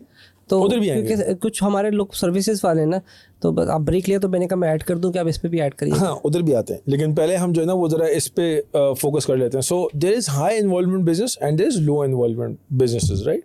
सो हाई इन्वॉल्वमेंट प्रोडक्ट, जैसे फॉर एग्जांपल आपने घर खरीदना है, गाड़ी खरीदनी है, it takes a longer time for the person to decide. अब phone is also a high involvement product because उसकी जर्नी आपके साथ होती है 6 महीने 8 महीने, मेरे ऐसे लोगों के साथ 2-2 साल तक भी फ़ोन रहता है, ठीक है। लेकिन कुछ ऐसे होते हैं जो कि लो इन्वॉल्वमेंट प्रोडक्ट होते हैं। फॉर एग्जांपल आपने घर की क्लीनिंग करानी, that is a low involvement product, right. But उसके अंदर भी अगर आपका ऑर्गेनिकली आपकी प्रेजेंस है, लोगों का अच्छा फीडबैक है, the decision making is faster. For example solar की बात करें, ठीक है। Solar now solar is a very technical product at this point in time in Pakistan specially. Solar का क्या प्रोडक्ट की बात करें तो उसमें दोनों है, प्रोडक्ट भी है, सर्विस भी है। प्रोडक्ट क्या है, जो आपकी छत पे लग गया, लेकिन सर्विस क्या है, जो उसकी आफ्टर सेल्स चलती रहती है। कभी फॉर एग्जांपल समटाइम्स में सर्विसेज वो भी आ जाती है कि अगर उसको 10 किलो वाट की नीड है एंड देन उसको 5 किलो वाट में वो एडजस्ट करता है, तो वो पूरा आपको गाइड करता है, समझाता है। एग्जैक्टली, सो सर्विस, राइट, आपने उधर हाईलाइट कर दिया था कि सर्विस की तरफ, सो इट्स बोथ। अब इसके अंदर जो कंटेंट बनेगा वो बहुत अलग तरह का होगा as compare to somebody who's giving for example home car cleaning service या home laundry service या home carpet cleaning service, उसका कंटेंट ऑर्गेनिकली बहुत अलग बनेगा as compare to somebody who's selling a solar service। Solar के अंदर ये है कि जी you need to have testimonials, you need to talk about your product, they need to talk about your service as well, कि हाँ जी after sale service कैसी रही, ओवर द टाइम मेरी इन्वेस्टमेंट किस तरीके से मुझे ROI में हेल्प किया, मेरा बिल कितना रिड्यूस हुआ, कितना नहीं हुआ, and all of these things they need to be very focused and they need to go and touch upon the customer's pain point। तो इस पूरे जर्नी के अंदर हमारे पास कस्टमर पेन पॉइंट भी होना चाहिए। यानी कि आप एक बिजनेस कर रहे हैं, लेकिन अगर आपको यही नहीं पता कि मेरे कस्टमर का पेन पॉइंट क्या है, तो you can not be successful, right. अब बहुत सारे लोगों को यही नहीं पता होता, यानी कि एक बिजनेस कर रहे हैं लेकिन ये नहीं पता कि यार मैं ये बिजनेस जो है ये क्यों कर रहा हूँ, या मेरे कस्टमर की एंड नीड या एंड गोल क्या है। सही है। For example a lot of people that are into food business, मैं जब उनसे ये सवाल करता हूँ ना कि यार आपके कस्टमर का पेन पॉइंट क्या है, या आपके कस्टमर का एंड गोल क्या है, या why are you into this business, they usually say कि कुछ लोगों का सवाल जवाब ये होता है कि जी मुझे खाना बनाने का बड़ा शौक था, या मैं बहुत अच्छा शेफ़ था तो इसलिए I came into this business, या ये तो हमारा जत्ती पुश्ती काम था इसलिए I am into this business. But nobody actually goes and pinpoints that customers and goal. आप बाहर खाना खाने क्यों जाते हैं? सही है, मतलब आप बाहर खाना खाने क्यों जाते हैं? नॉर्मली जो हमारा होता है कि हम एंटरटेनमेंट एंड एंजॉय करने जाते हैं, ambience, taste and change of environment. और एक और सेल्फी लेने भी जा रहे हैं आजकल। हाँ, वो तो खैर टिकटॉक बनाने, सेल्फी बनाने, वो दैट स्टोरीज बनाने, दैट इज ये दिस इज द मार्केट है ना वो। बिल्कुल ऐसे ही, ये भी एक मार्केट है। बट सो द एंड गोल, अगर आपको ये नहीं पता कि यार मेरा कस्टमर जिसका एंड गोल ये है कि उसने चेंज ऑफ टेस्ट के लिए आना है, जिसने चेंज ऑफ एम्बियंस के लिए आना है, और जिसने एक्सपीरियंस के लिए आना है, तो फिर आप तो इधर उधर भागते रहेंगे ना कि यार मैं ही अच्छा बना सकता हूँ। आप अच्छा बना सकते हैं, ठीक है, लेकिन क्या आपके कस्टमर को ये खाना है? सवाल ये है। सही है। सही है, खाना सबके घर में बनता है भाई, लेकिन जो बंदा बाहर जाके खा रहा होता है ना, वो ये कह रहा होता है कि यार थोड़ा सा एनवायरनमेंट चेंज करना है मैंने, ये थोड़ा सा अच्छा इंडिविजुअल में भी शायद उसको कर लेंगे। अगर चॉइस चेंज, अगर आदमी खुद जा रहा है चल तो बताया यार सिर्फ खाना खाइए, ठीक है, फिर आप उसी को टारगेट कर रहे हैं, ठीक है, वो कहता है मुझे अच्छा खाना चाहिए, लेकिन जब फैमिली के साथ है तो उसको सिक्योरिटी एंड देन सारे मैटर्स चाहिए। Exactly, all of that. So in any business you need to understand the customers pain point. एक कस्टमर का पेन पॉइंट क्या है, दूसरा कस्टमर को फैसिलिटेशन क्या दे रहे हैं, तीसरा ये होना चाहिए कि यार how is my product going to enhance his experience.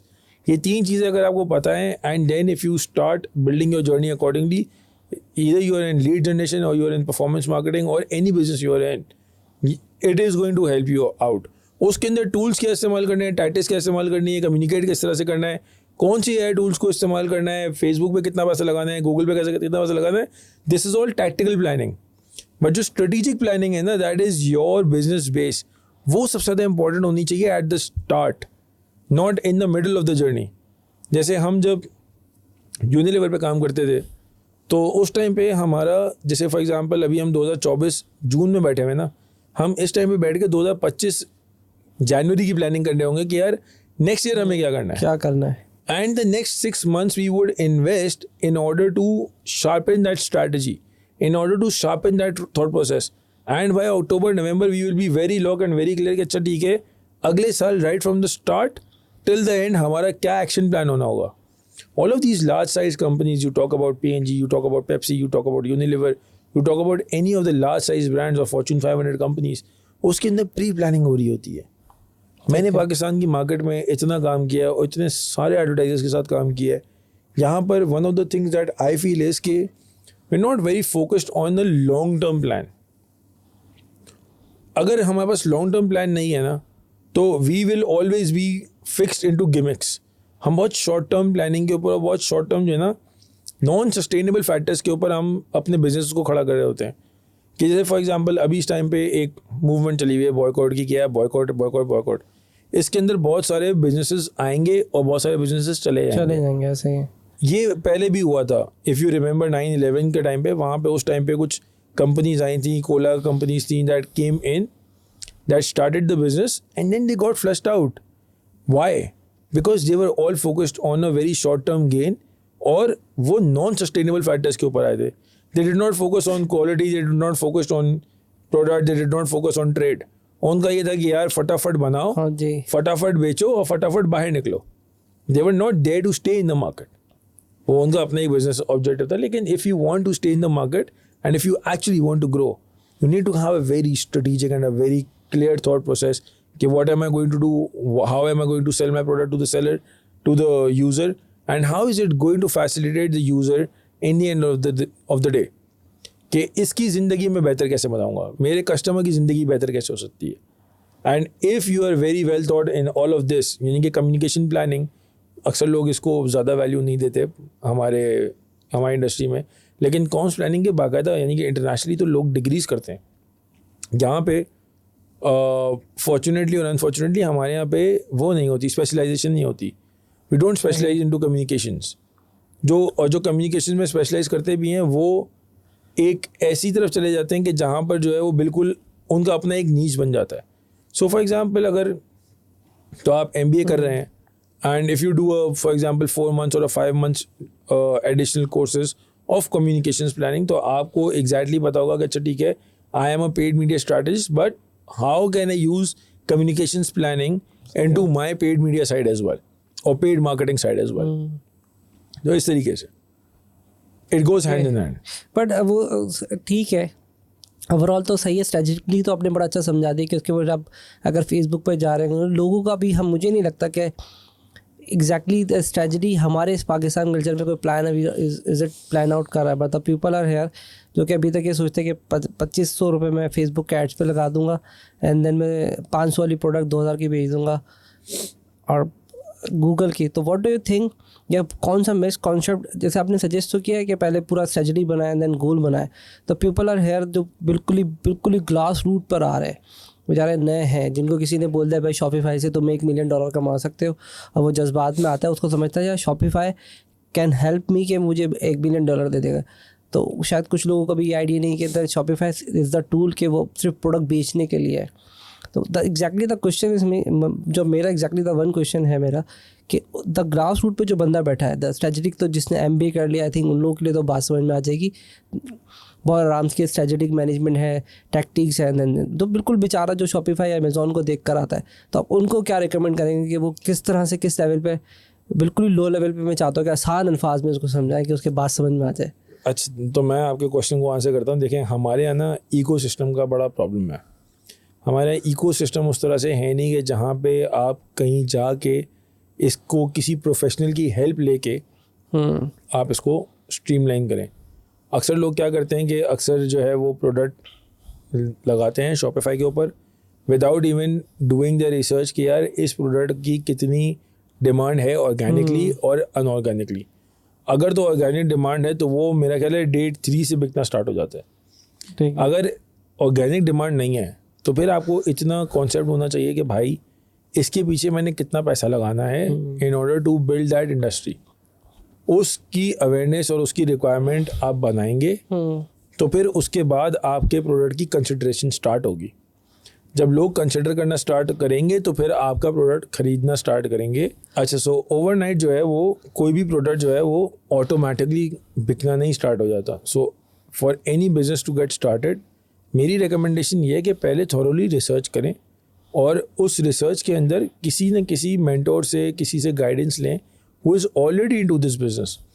हमारे यहाँ पे एक और जो प्रॉब्लम है वो ये है कि लोग पूछने से घबराते हैं हाँ, ये बहुत मसला मेरा है। मेरा पॉइंट ये होता है कि भाई पूछ लो, गलती करने से बेहतर है किसी और की गलती से सीख लो, वो बेहतर है।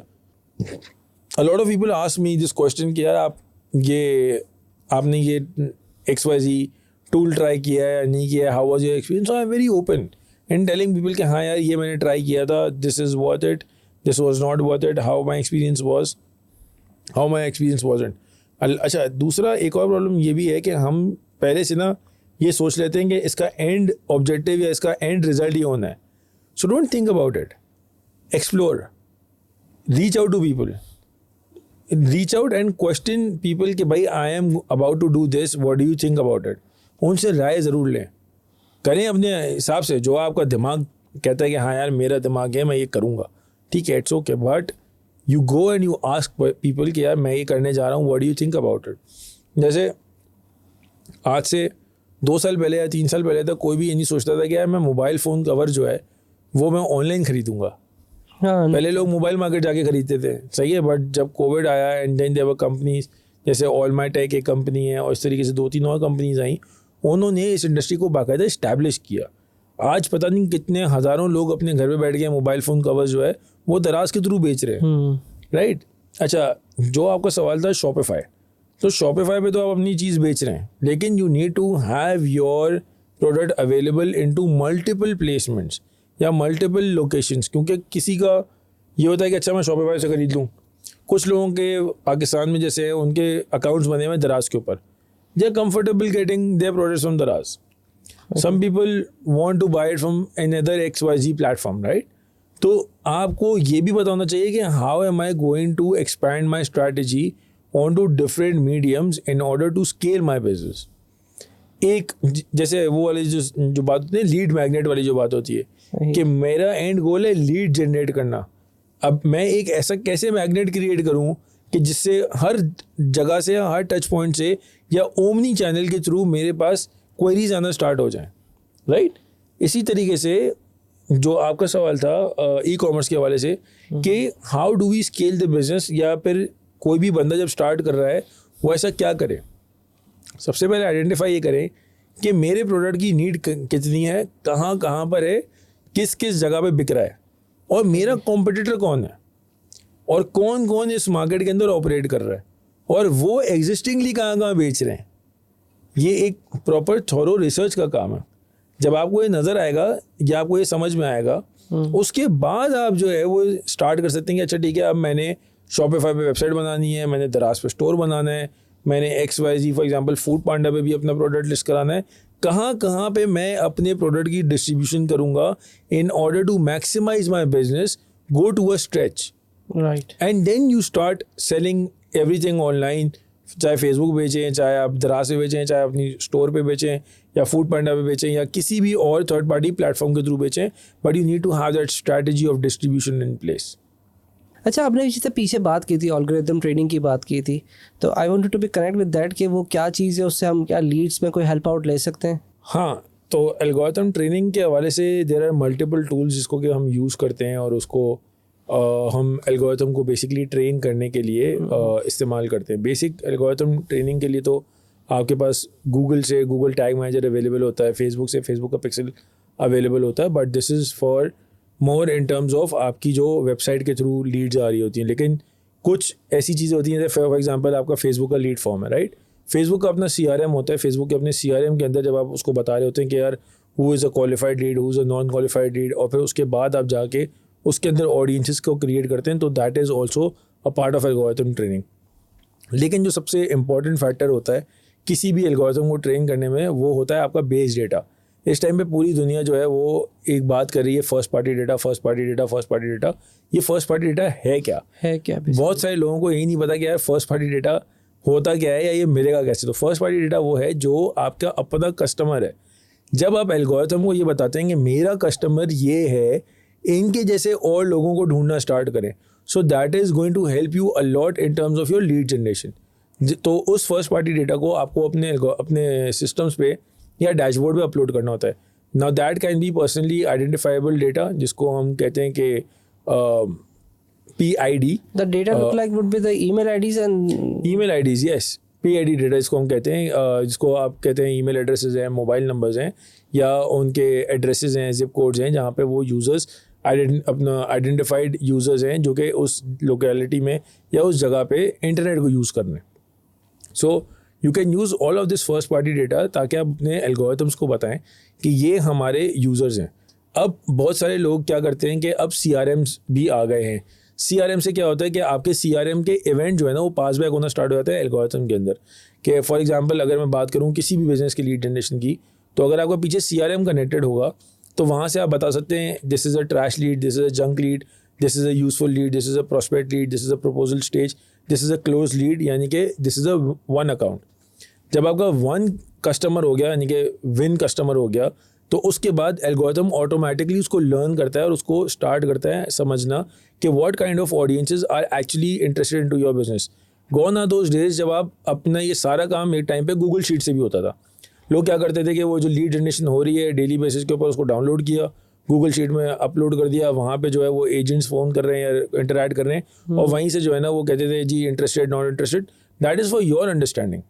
The algorithm doesn't understand that input कि हाँ जी फॉलोअप में है या कहीं पे भी है, बिकॉज एल्गोरिथम अब सिग्नल्स पे काम करता है। सिग्नल्स जो हैं वो बड़े डेडिकेटेड तरीके से आते हैं।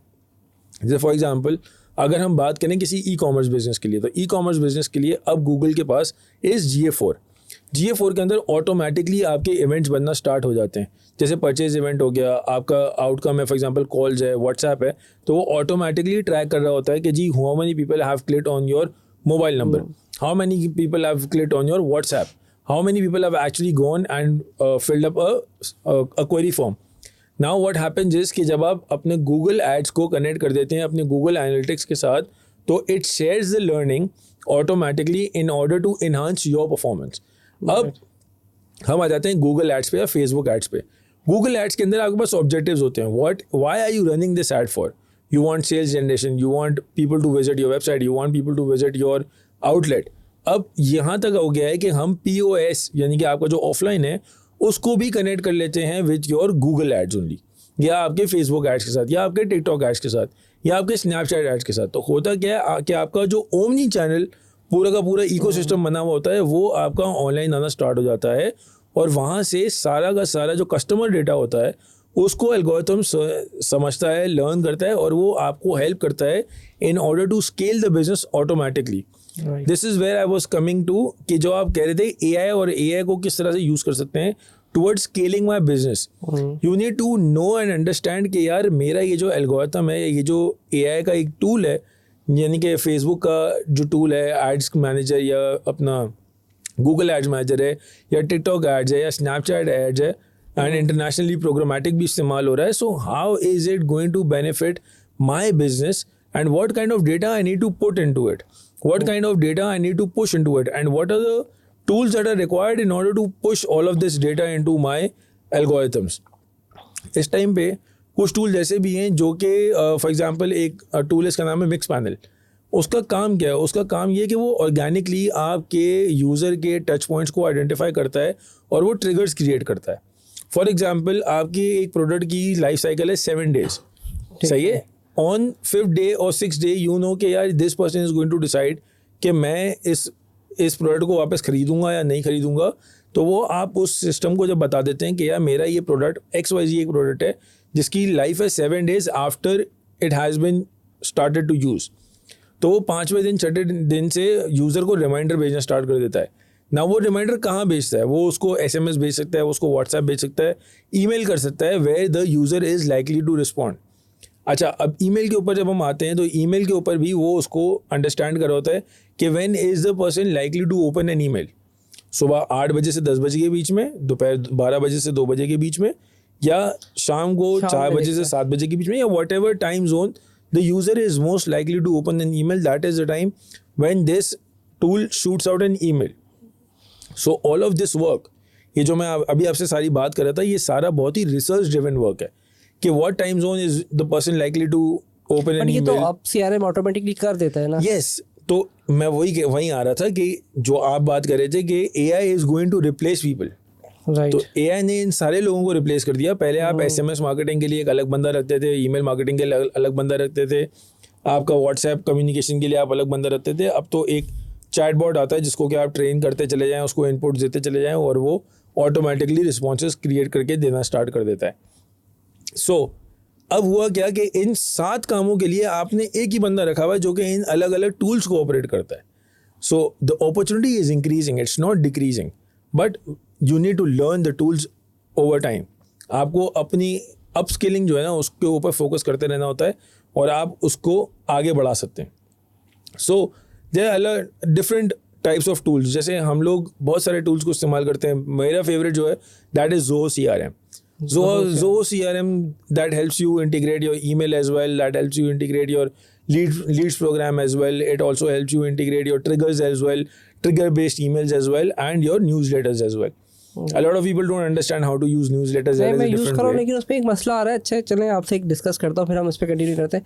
इन्होंने भी जो सेशन का सिस्टम कर दिया कि एक जगह पे 2 बंदे से ज़्यादा नहीं खोल पा रहे. How you are gonna handle, क्योंकि मुझे तो पूरा CRM लगता है ख़त्म करना पड़ेगा बिकॉज मैं 4 लोग यूज़ कर रहा था उसके ऊपर. अब उन्होंने कहा कि नहीं ये 2 से ज़्यादा खुल रहा है. वो that is because of securities कि आपका जो CRM है वो अलग अलग, उसके लिए आपको यूज़र खरीदने पड़ेंगे.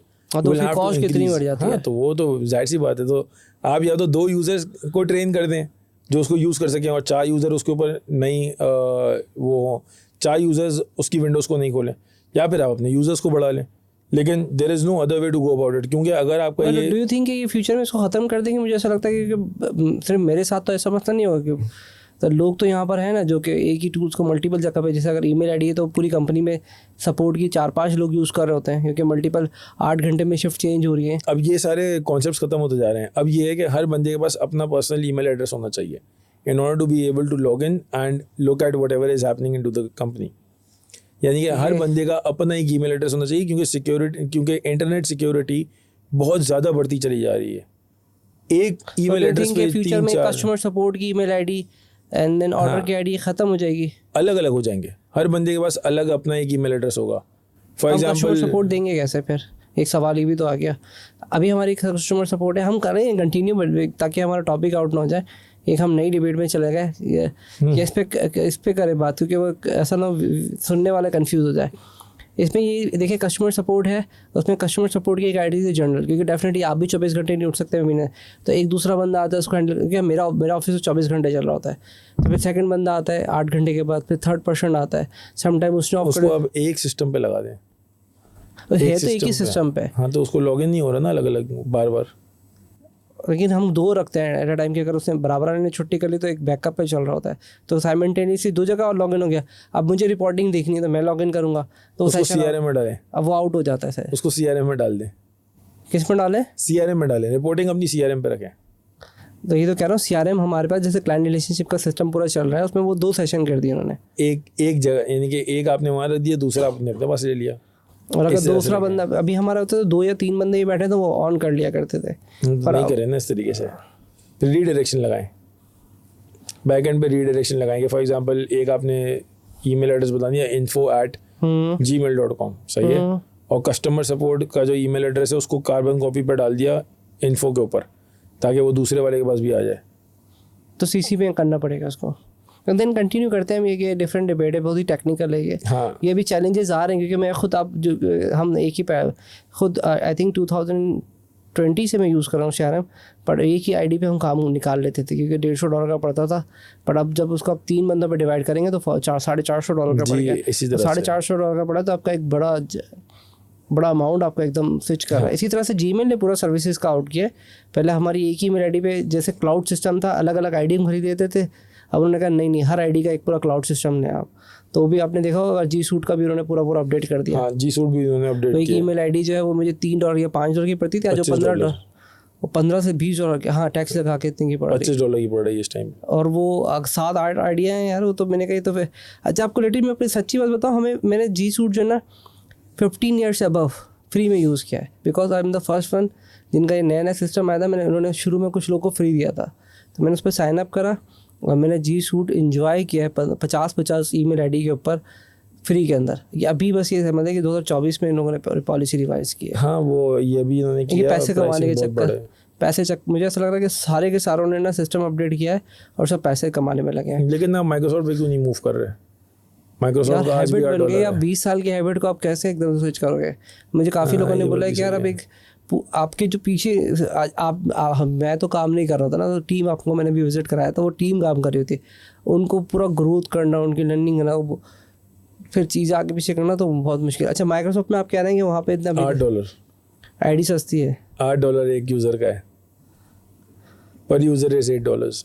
तो वो सस्ता पड़ता है। हाँ, लेकिन इट डिपेंड्स कि आपका काम किस तरह का है। अगर आप गूगल ड्राइव और इन सारी चीज़ों पे सिंक हुए हैं तो फिर there is no not worth going that side, क्योंकि वो सारा सिंक सिस्टम चल रहा है ना। अब कंटिन्यू करें सर, ये तो मेरे ख्याल से 3-4 मिनट का है, मैं अपना मसला लेके बैठ गया। हाँ वो खैर है, वो कोई मसला नहीं है। अच्छा, सो हम कहाँ थे, मैं भूल गया। आपसे सीआरएम के, ये सीआरएम सारी चीज़ें मैनेज करता है, जिसमें हाँ, टाइम ट्रैकर तो मैनेज कर लेता है। यस, सो CRM से आपको फ़ायदा ही होता है कि आपके बहुत सारे काम जो है ना वो एक ही विंडो के ऊपर और एक ही जगह पे आके सेंट्रलाइज हो जाते हैं। ऑल्सो एल्गोरिथम को अब समझने में आसानी होती है कि where the user is getting the more result from. For example, अगर आपका एक बिजनेस है जहाँ पे आपको क्वेरीज चाहिए और आपने व्हाट्सएप, कॉल और फॉर्म तीनों लगा दिए, ठीक है, और आपने कहा कि जी I want an outcome of leads for example.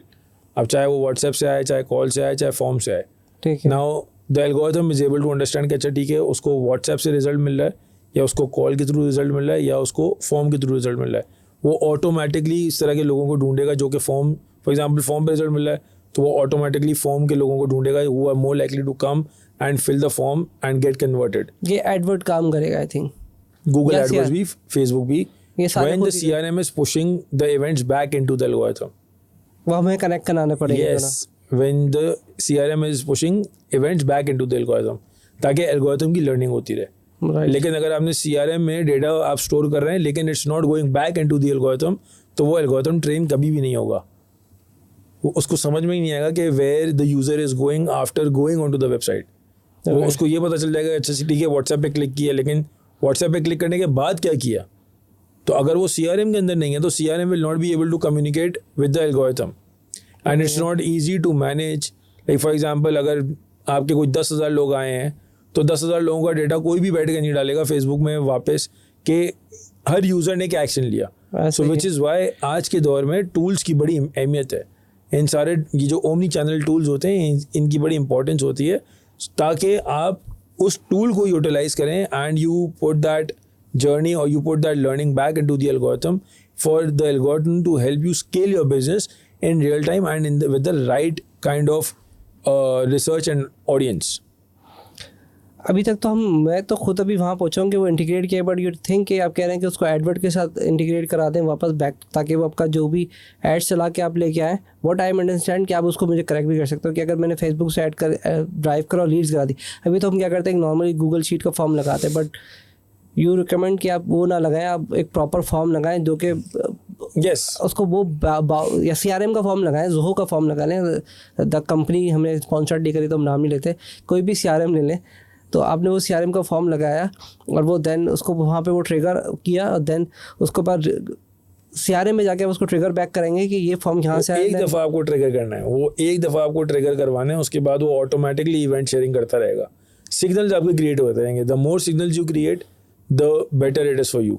अच्छा, हमारी CRM पे बात हो गई है, मैं चाहता हूँ कि अगर आप मुझे बताएं कि आपको आपने बताया कि Zoho, but did you try in the last time कि आपको कितने सारे हमारे पास आजकल CRM है, क्या आपको सबसे ज़्यादा जोहो पसंद क्यों है? मैं इसकी एक वजह पूछना चाहता हूँ। अच्छा, सो ट्राई तो मैंने काफ़ी सारे किए हैं and there are multiple companies that I have worked with, लेकिन मेरा ख्याल है जोहो आपको जिस तरह की इंटीग्रेशन देता है और जितना वो यूज़र फ्रेंडली है, वो मेरा नहीं ख्याल कि और कोई प्लेटफॉर्म जो है ना आपको इतनी ज़्यादा फ्लेक्सिबिलिटी देता है। दूसरा, उसके अंदर एक चीज़ जो बड़ी अच्छी है ना वो है जोहो की ऑटोमेशन इनेबलमेंट, कि आप फॉर एग्जांपल अगर एक ही बिज़नेस के अंदर 3-4 मल्टीपल एक ही मैं कहूँगा अम्ब्रेला के अंदर 3-4 या 5 ब्रांड्स को आप मैनेज कर रहे हैं, हर ब्रांड को कस्टमाइज्ड ऑटोमेशन की ज़रूरत होती है। तो Zoho allows you and gives you that flexibility of creating those different automations for each and every project or each and every brand that you are associated with. बाकी के जो CRMs हैं, एक तो ये है कि उनका जो एक ऑटोमेशन एक दफ़ा आपने क्रिएट कर दी, you have to stick with that automation, एक तो ये होता है। दूसरा ये है कि you cannot manage multiple projects under one automation। तो वो जो कस्टमाइजेशन वाला जो फीचर है ना वो बहुत सारे CRMs में मिसिंग होता है। सो Zoho is one of those CRMs जिसके ऊपर अभी तक मुझे वही मिला है कि यार you can customize every project according to the automation you require, क्योंकि हर प्रोजेक्ट की एक अलग जर्नी होती है, उसकी अलग एक साइंस होती है, उसकी अलग एक रिक्वायरमेंट होती है हर प्रोजेक्ट की। तो Zoho वो हमें अलाउ करता है उस तरह की ऑटोमेशन करना जो कि कोई और CRM अभी तक मेरी नज़र से नहीं गुजरा। मैंने SAP तो काफ़ी मार्केट करते हुए सुना है, तो मैं चाहता हूँ उस पर अगर आप कमेंट कोई करना चाहें, क्योंकि उसकी बहुत मार्केट है और बहुत उसकी लेकिन मैंने खुद भी लिटरली यूज़ किए हैं। देखिए SAP is not just a CRM but वो एक कंप्लीट बिजनेस प्रोसेसिंग टूल है, राइट। जैसे फॉर एग्जांपल अगर मैं बात करूँ इस टाइम पे SAP की इम्प्लीमेंटेशन जब होती है तो उसके अंदर सारी चीज़ें जो है ना वो आपकी एक प्लेटफॉर्म से उठ के दूसरे प्लेटफॉर्म पे जा रही होती है। उसके अंदर आपकी फाइनेंस, बिलिंग, सप्लाई चेन, पूरा बिजनेस ऑपरेशन जो है ना वो SAP के ऊपर चला जाता है। Yes exactly. तो वो that is completely different. But when it comes to Zoho and CRM, वो CRM specifically in terms of marketing आपको हेल्प करता है, specifically in terms of project management आपको हेल्प करता है। It does not disturbs your other operations of finance, invoicing and all of that. So SAP is a much bigger project as compared to your any other Zoho or any other CRM that is getting implemented within the marketing and operations job or functions. चलो ये तो हो गया software की बात। अब मैं कहता हूँ ज़िंदगी में आपको सबसे ज़्यादा किसने ज़्यादा इन्फ्लुएंस किया है? यह बड़ा इमोशनल सवाल आपने पूछा है। खैर डाइवर्ट भी तो करना है ना मुझे थोड़ा सा, क्योंकि बहुत ज़्यादा सॉफ्टवेयर हो गया था। अच्छा, so there is one personality जिन्होंने मेरी ज़िंदगी पे एक बहुत एक मार्क छोड़ा है and I still have his learnings, his thoughts with me. That person, उन्होंने अपनी ज़िंदगी और मेरा ख्याल है जो कुछ उनके पास था वो सब उन्होंने इंसानियत को डिवोट कर दिया है। हिज नेम इज़ एदी साहब जी एंड आई थिंक जिस तरह से वो इंसानियत की उन्होंने खिदमत करी है उसकी कोई मिसाल नहीं है। उसकी एक तो कोई मिसाल है नहीं, और दूसरा ये है कि जिस तरह से उन्होंने यानी कि हमें अपने बच्चों की तरह रखा हुआ था, यानी कि मैं he was not just a mentor for me, यानी कि एक लफ्ज़ होता ना, मैं कहूँगा mentor is a very small word for him.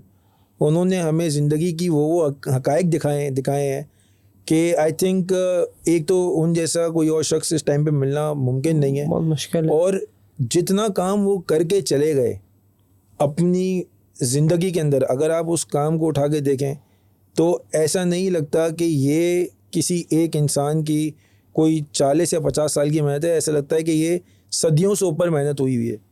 वो उनको मैंने देखा है कि वो अपने लिए पीठ पे रखने के लिए तकिया नहीं रखते थे, वो तख्ते पे अपनी पीठ लगा के बैठते थे कि वो कहते थे ये खर्चा भी मैं क्यों होने दूँ। उन्होंने कभी लग्जरी गाड़ी इस्तेमाल नहीं करी अपनी पूरी ज़िंदगी के अंदर, और वो जिस तरह से इंसानियत की खिदमत करते थे, हैट्स ऑफ टू हिम। यानी कि इमरजेंसी में हमने देखा है उनको कि वो दरवाज़े खोल के खड़े हुए होते थे जब एम्बुलेंसेस उस वक्त जो लाशें आ रही हैं या जो ज़ख्मी लोग आ रहे हैं उनके लिए आना जाना, और जिस तरीके से उन्होंने एम्बुलेंसेस की फ्लीट खड़ी करी। और मैं कहता हूँ उन तमाम लोगों को आपका प्लेटफॉर्म यूज़ करते हुए I think hats off to all of them whoever came forward donated on a single word. उनको यानी कि बार बार जाके लोगों के आगे ये नहीं बोलना पड़ता था कि मैं ये काम करने जा रहा हूँ, मुझे पैसों की ज़रूरत है, या मैं ये काम करने वाला हूँ, मेरे पास डोनेशन ख़त्म होने वाला है। लोग उनके साथ खड़े हुए होते थे और उनके साथ खड़े होके उनके कॉन्सेप्ट को बिलीव करते थे कि हाँ इनका ये जो विज़न है इसकी ज़रूरत है हमें। आज वो इंसानियत की खिदमत जो है ना वो हमें नहीं नज़र आती। यानी कि जो मैं आपसे शुरू में भी बात कर रहा था कि why am I somebody who is thinking not just about my surroundings but thinking in terms of कि यार हम इस मुल्क की किस तरह से खिदमत कर सकते हैं, या इस मुल्क के लोगों की किस तरह से खिदमत कर सकते हैं, या इस यूथ को किस तरीके से हम ट्रांसफॉर्म करके उसको एक इंटरनेशनल मार्केट में प्लेस कर सकते हैं। तो all of this is coming from the time and the teachings that we've gotten from एजी साहब कि यार अपनी ज़ात से आगे कुछ ऐसा काम कर जाओ कि आने वाली नस्लें तुम्हें याद रखें, और आने वाली नस्लें ये कहें कि यार हाँ वो हमारे लिए एक ऐसा बीज बो के गया था कि जिसका रिज़ल्ट या जिसका फल हम आज भी खा रहे हैं, या जिससे हम आज भी बेनिफिट उठा रहे हैं। बिल्कुल सही है। बड़ा आपने भी मुझे थोड़ा इमोशनली कर दिया था, क्योंकि कुछ चीज़ें मैं वहीं चला गया था आपकी बात सुनने। मैं जिस्मानी तौर पे तो यहाँ था, लेकिन मेंटली मुझे अभी भी याद है कि वो पॉलिटिकल बहुत ज़्यादा लोग मरते थे उस वक्त, मैं नाम नहीं लेना चाहता, 1998 और 97 में आपको पता होगा कि वो रेंजर्स भी होती थी, पॉलिटिकल भी, और कुछ मूवमेंट्स चलती थी, तो हम खुद देखते थे कि वो लाशें पड़ी हैं, और तो मैं वहाँ थोड़ा सा ना, तो वो भी आते थे और वो 2-2 दिन तक जिसके अपने रिश्तेदार हैं उनकी लाशें पड़ी, वो बाहर निकल के नहीं उठा सकते थे, पर उन्होंने शुक्र है कि वो एक मोमेंट दिया था कि वो आके लेके आते थे, उनकी स्मेल होती थी और बदबू होती थी, वो मैंने खुद अपनी रियल लाइफ में देखा है। तो मैं थोड़ा सा ना, जब आप बता रहे थे तो शायद मैं आपकी बात नहीं सुन रहा था, तो मैं उस मोमेंट पे चला गया था कि यार वो उस वक्त उन्होंने वो काम किया कि जिस वक्त हम अपने घरों से बाहर नहीं निकल सकते। आज तो हमारे पास इंटरनेट है, मोबाइल है, व्हाट्सअप है, और हम तस्वीरें बना कर डाल देते हैं, और वहाँ पर तो वो कैसे उनकी इन्फॉर्मेशन निकालते थे कि कौन कहाँ है, और वो आते थे, तो लिटरली, तो इस वजह से थोड़ा सा मैं कनेक्ट नहीं कर पाया, और मैं अपनी सोच में वहाँ चला गया। तो आपने नाम ऐसा लिया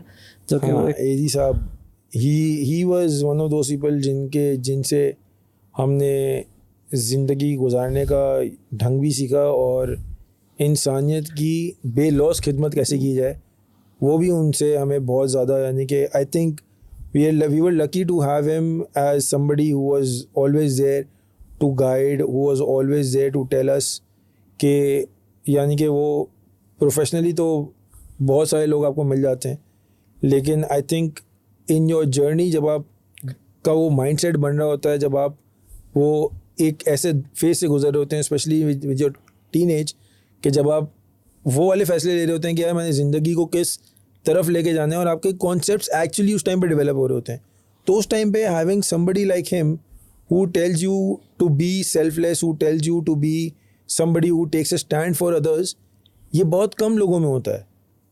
हमारी कौम में वैसे भी हमें इस तरह के लोगों की ज़रूरत है जो कि दूसरों को बताए कि भाई अपने लिए तो सभी जीते हैं, दूसरों की ज़िंदगी, दूसरों के लिए जीने का मज़ा ही कुछ और होता है।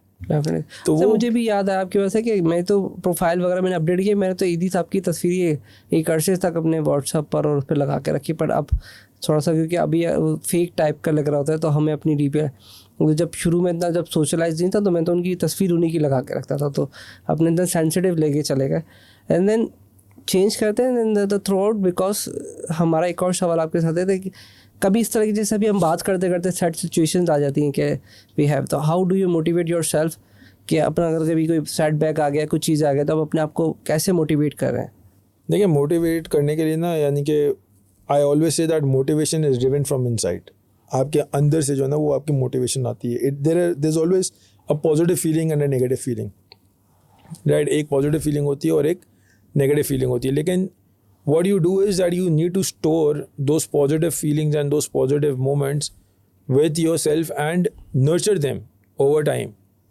And it takes like hardly a minute or two. Like for example, you just lay down, you just sit up and you say कि यार चल let's go into that moment. जैसे अभी आप चले गए तो उस मोमेंट के अंदर, ठीक है, तो आप जो है वो इस तरह से बैठ के 2 मिनट के लिए उस मोमेंट के अंदर जाएंगे and then you're back on track. तो वो ये सारी चीज़ें कह रही है, सब आपको अपने आप को ट्रेन करना पड़ता है। It does not come in like that very easily. खैर, इसके ऊपर जो है वो हमने पूरा का पूरा एक NLP ट्रेनिंग का कोर्स किया था, जिसके बाद वो यानी कि एक टाइम ऐसा आया था मेरे साथ कि जहाँ पे आई स्टार्टेड अंडरस्टैंडिंग कि अच्छा ठीक है, now if I need to go on to that next level, कि जहाँ पे I need to turn into a different person all together, तो how do I go about it?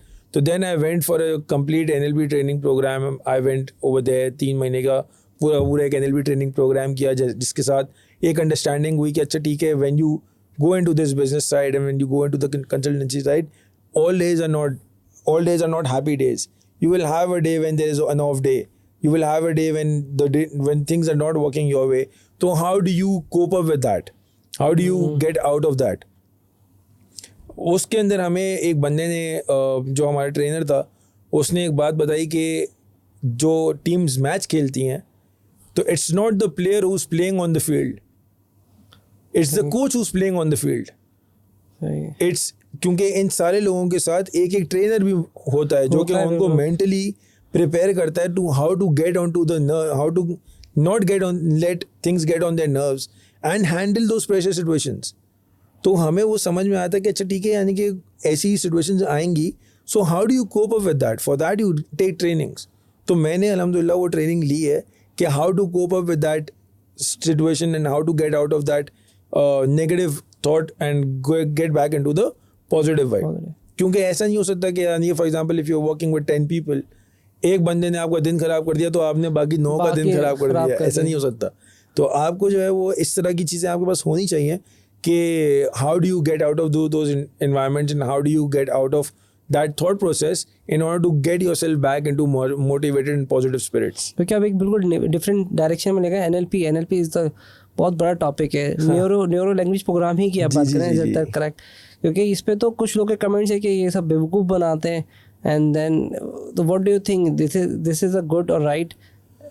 देखें, ये सारी चीज़ें जो है वो मैं इसके ऊपर सिर्फ एक ही बात कहूँगा कि बहुत सारे लोग जो है ना अभी इस वक्त हमारे लोग वो जाते हैं शॉर्टकट्स के लिए. Life is not about shortcuts.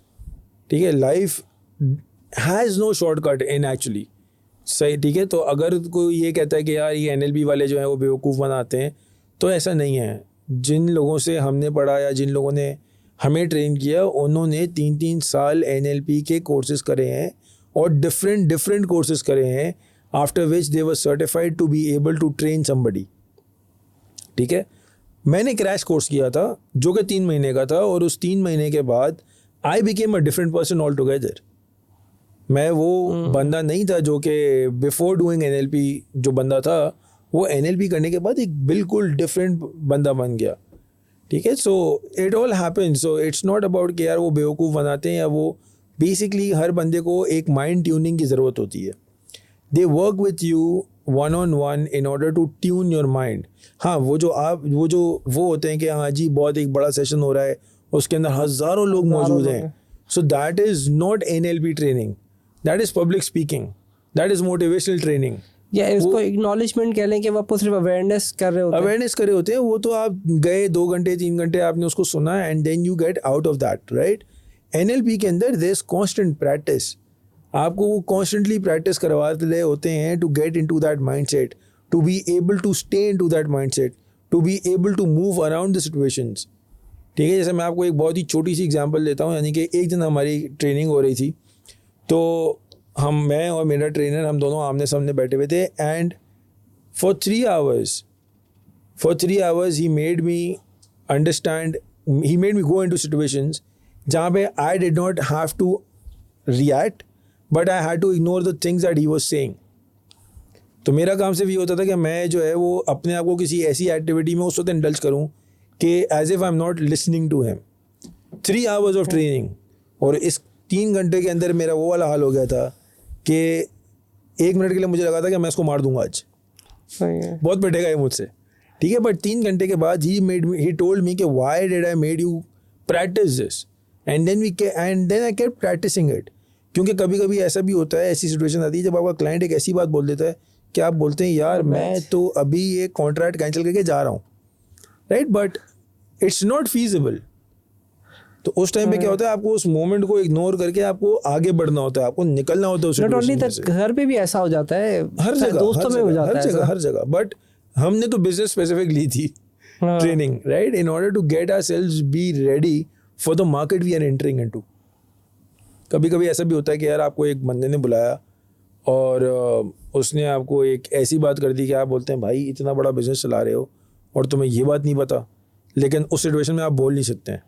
तो हाउ टू नेविगेट दो सिचुएशंस, वो सारी चीज़ें NLP प्रोग्राम के थ्रू हमें सिखाई गई हैं. So the idea of saying and the reason of answering this is कि लोगों के बोलने से कुछ होता नहीं है. Only the person who's experienced it can tell you. बहुत सारे लोग ऐसे भी होते हैं जो कि साइन अप करते ही नहीं है या जाते ही नहीं है NLP प्रोग्राम के लिए, बट लोगों के बोलने से कुछ नहीं होता. ठीक है, जैसे एक नाम है बड़ा मशहूर, Umair Jallianwala. So Umair, how is he able to be one of the most successful trainers of Pakistan? Sahi. He's gone into that education. He's taken that education to be able to stand and deliver that public message to the people for how many hours he says, right? वो 2 घंटे 3 घंटे 4 घंटे की जो training कर रहे हैं और जो लोगों को बता रहे हैं, वो ऐसे तो नहीं है ना कि उन्होंने वो 2-3 साल जो है वो पढ़ाई करे बगैर वो आके वहाँ पे ट्रेनिंग देना स्टार्ट हो गए. He is got in that training, he is been certified in order to be able to deliver that. तो ऐसा नहीं है कि वो नहीं होता. NLP is going to help you, but you also need to be able to understand how to use that tool in various situations. चलिए इसी टूल को फिर आप एक और सवाल के साथ मैं कनेक्ट करता हूँ, जो कि नॉर्मली मैं ऐसे करता हूँ कि हाउ डू यू मैनेज अपने क्रिटिसिज्म को कैसे, या नेगेटिव फीडबैक को कैसे मैनेज करते हैं। तो अब मुझे बताएं NLP के थ्रू कि आप ये कैसे मैनेज करते हैं। या क्रिटिसिज्म के ऊपर जो है ना, सो क्रिटिसिज्म के ऊपर मैं ये कहूँगा कि आई फर्स्ट लिसन, ठीक है, और फिर उसके बाद जो है ना I try to bifurcate the information into the positives and negatives. जो नेगेटिव्स होते हैं उसको कोप अप करते हैं, जो पॉजिटिव्स होते हैं उसको एक्नॉलेज करते हैं, और सबसे पहला ये होता है कि आप एक्सेप्ट करते हैं कि आप गलती पर हैं। सही है, अगर आप एक्सेप्ट करते हैं कि हाँ यार ये गलती हुई है और ये क्रिटिसिज्म सही है, तो फिर आप उसको आगे उसको रेक्टिफाई भी करते हैं। लेकिन अगर आप उसको एक्सेप्ट ही नहीं करें तो NLP में सबसे पहली चीज़ होती है ना, वो होती है कि आपको एक्सेप्टेंस सिखाई जाती है कि you accept positive as well and you accept negative as well. Then you try to reflect कि अच्छा ठीक है, what I did, how did it effect. उसके बाद ये होता है कि how do I now utilize this, जिसके अंदर ये होता है कि जो अच्छा हुआ उसको कंटिन्यू कैसे करना है, जो बुरा हुआ उसको फिक्स कैसे करना है। So this is how we navigate through our daily basis criticism, negative feedbacks and all of that calmly, peacefully by listening to it. अच्छा, इसमें एक सवाल ये बनता है कि हाउ आपकी सारी लाइफ बहुत अच्छी है, सही है, तो कभी कभार ऐसा होता है कि यार ये एक लर्निंग स्किल है, मुझे अभी भी ये लगता है कि मुझे अभी भी सीखनी है।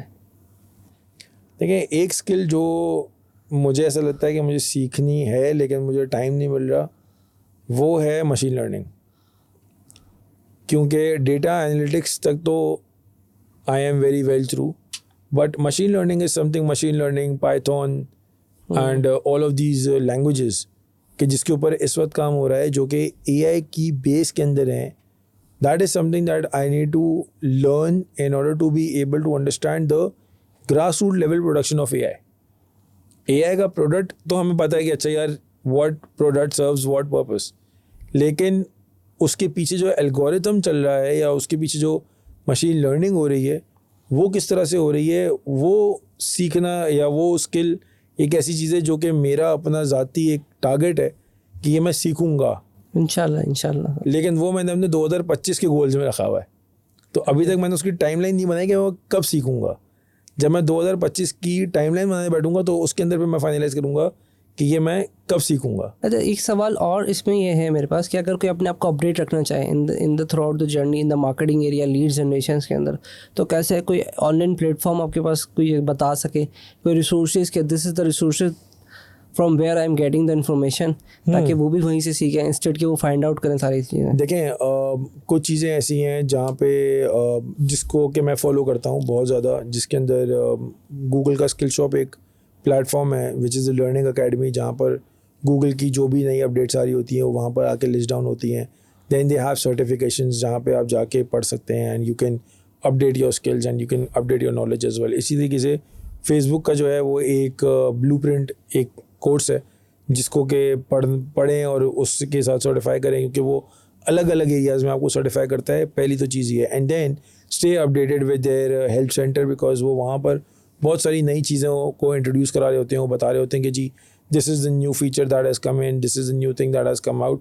तो ये कुछ ऐसी जगह हैं जहाँ पे मैं बहुत ज़्यादा जाता हूँ और देखता हूँ। उसके अलावा इंटरनेशनल मार्केट्स में क्या हो रहा है, what kind of advertising is there, वो किस तरह की एडवर्टाइजिंग चल रही है, वहाँ के बिगेस्ट एडवर्टाइजर्स को उठा के उनकी एडवर्टाइजिंग को फॉलो करना, ये सारी चीज़ें is something that I keep up pace with. और फिर कुछ क्रिएटिव गैलरीज ऐसी हैं जहाँ पे आपको बहुत ज़्यादा क्रिएटिव चीज़ें मिल जाती हैं। जैसे फॉर एग्जांपल गूगल की अपनी एक क्रिएटिव गैलरी है, फेसबुक का की एड लाइब्रेरी है, गूगल का ट्रांसपेरेंसी सेंटर है। सिमिलरली कुछ और रिच मीडिया गैलरीज हैं, जैसे कुछ एक प्लेटफॉर्म है एडफॉर्म के नाम से, उसकी अपनी एक मार्केट प्लेस है, उसकी अपनी एक रिच मीडिया गैलरी है। वहाँ पे जाके जो है वो आप अलग अलग सोर्सेज एंड रिसोर्सेज को देख सकते हैं in order to stay up to date क्या what's happening in the world, what kind of new things are happening, what innovations are happening. इसी तरीके से Web3 के कुछ प्लेटफॉर्म्स हैं जहाँ पे आप जाके देख सकते हैं कि what is the new thing and what is the new update, या कौन से प्रोजेक्ट्स अंडर डेवलपमेंट हैं। Web3 को ज़रूर एक्सप्लोर करें, स्पेशली जो लोग क्रिएटिव साइड में, बिकॉज एवाटार्स आने वाले दौर में एवाटार्स की बड़ी रिक्वायरमेंट होगी। एवाटार्स की, एवाटार ट्रेनिंग की, एवाटार मॉडलिंग की, इनकी बड़ी रिक्वायरमेंट होगी. और Web3 is going to change the way we are utilising the internet space in today's date. Perfect हो गया. कोई ऐसा सवाल आपको लगता हो कि throughout the journey and throughout the आपकी जर्नी में इस पॉडकास्ट में मैंने सवाल ना किया हो, या कोई ऐसा सवाल आपको लगता हो कि यार ये एक सवाल तहसीन आपको कर लेना चाहिए था, that I wanted to be share with the people? हाँ, एक सवाल जो कोई भी एक सवाल आपको लगता हो कि ये सवाल तो मैं सोच कर आया था घर से कि इसका जवाब मैं दूंगा, और मैंने वो सवाल ही ना किया आपसे. यार ऐसा कोई सवाल नहीं है जो मैं सोच के आया हूँ, क्योंकि इतना ज़्यादा मैं सोचता नहीं हूँ. सही है. नहीं होता है ये समटाइम कि कभी मैं एक हर ये मेरा एक फॉर्मेट चलता हुआ आ रहा है कि कोई भी गेस्ट मेरे पास आए तो मैं उससे पूछ लूँ कि कोई ऐसा सवाल तो नहीं था लाइफ के अंदर, ये सब रिकॉर्डेड ही, उससे पूछता हूँ कि कोई अगर ऐसा सवाल है तो मुझे बता दें, तो आप उसको डायरेक्ट ही आंसर कर लें, मैं सवाल कर लेता हूँ. यार देखें, अगर आप इस हवाले से मुझसे पूछना चाहेंगे ना, तो मैं ये कहूँगा कि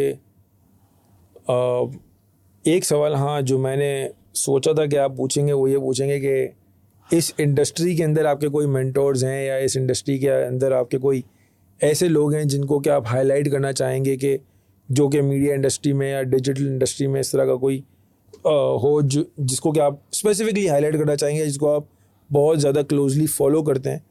तो मुझे उम्मीद ये थी कि आप ये सवाल पूछेंगे, लेकिन आपने नहीं पूछा. नहीं, ये लिखा हुआ था सवाल, ये रह गया पता नहीं कैसे. अच्छा, नहीं, ये सवाल जब मैं रेडी कर रहा था ये सवाल था है उसमें, और वो मैंने हाईलाइट भी किया था. सही है. वो शायद हम बातों में शायद CRM पे चले गए तो वो कहीं स्किप हो गया था. तो सवाल मेरा ये होता है नॉर्मली कि आपका कोई मेंटोर आप शेयर करना चाहें, and the through out.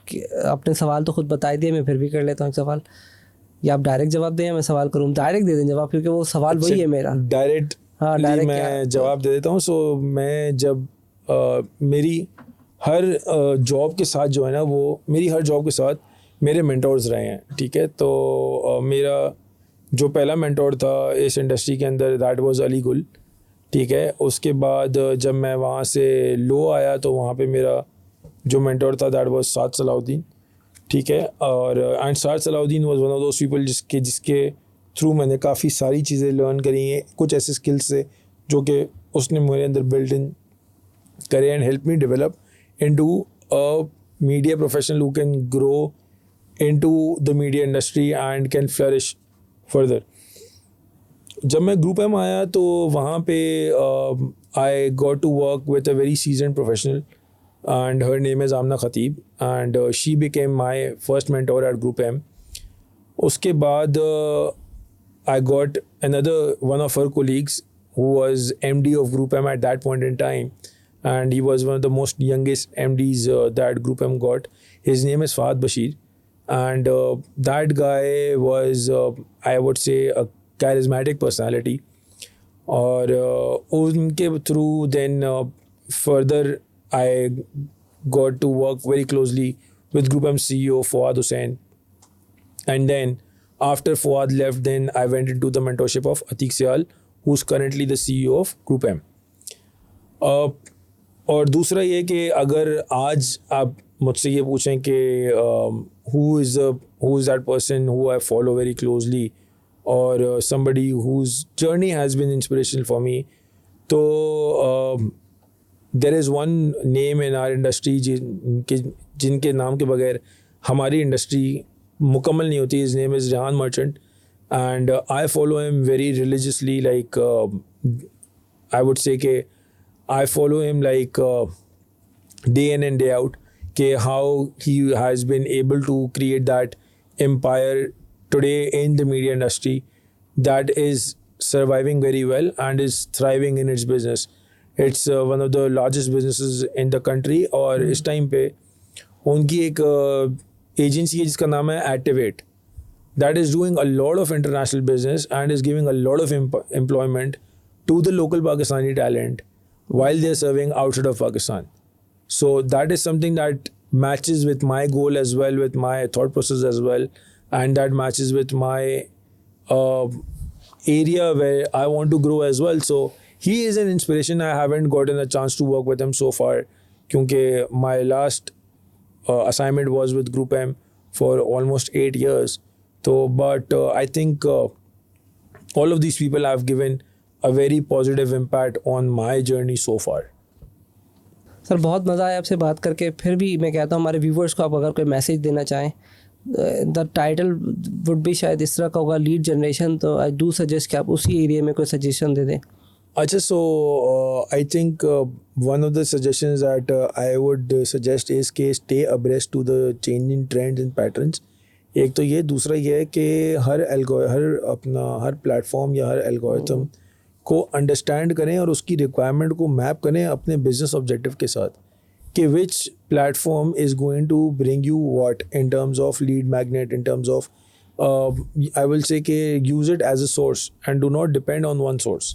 Have multiple sources throughout your omnichannel strategy कि जहाँ से आपके जो है ना वो बेसिकली जो इनकमिंग क्वेरीज़ हैं वो उसके लिए अलग अलग प्लेटफॉर्म्स होने चाहिए ताकि कल को आपका एक प्लेटफॉर्म बंद भी हो जाए या वो नॉन परफॉर्मिंग भी हो जाए तो आप दूसरे प्लेटफॉर्म पे बड़े इजीली स्विच कर सकें और दूसरे प्लेटफॉर्म को बड़े आराम से स्केल कर सकें.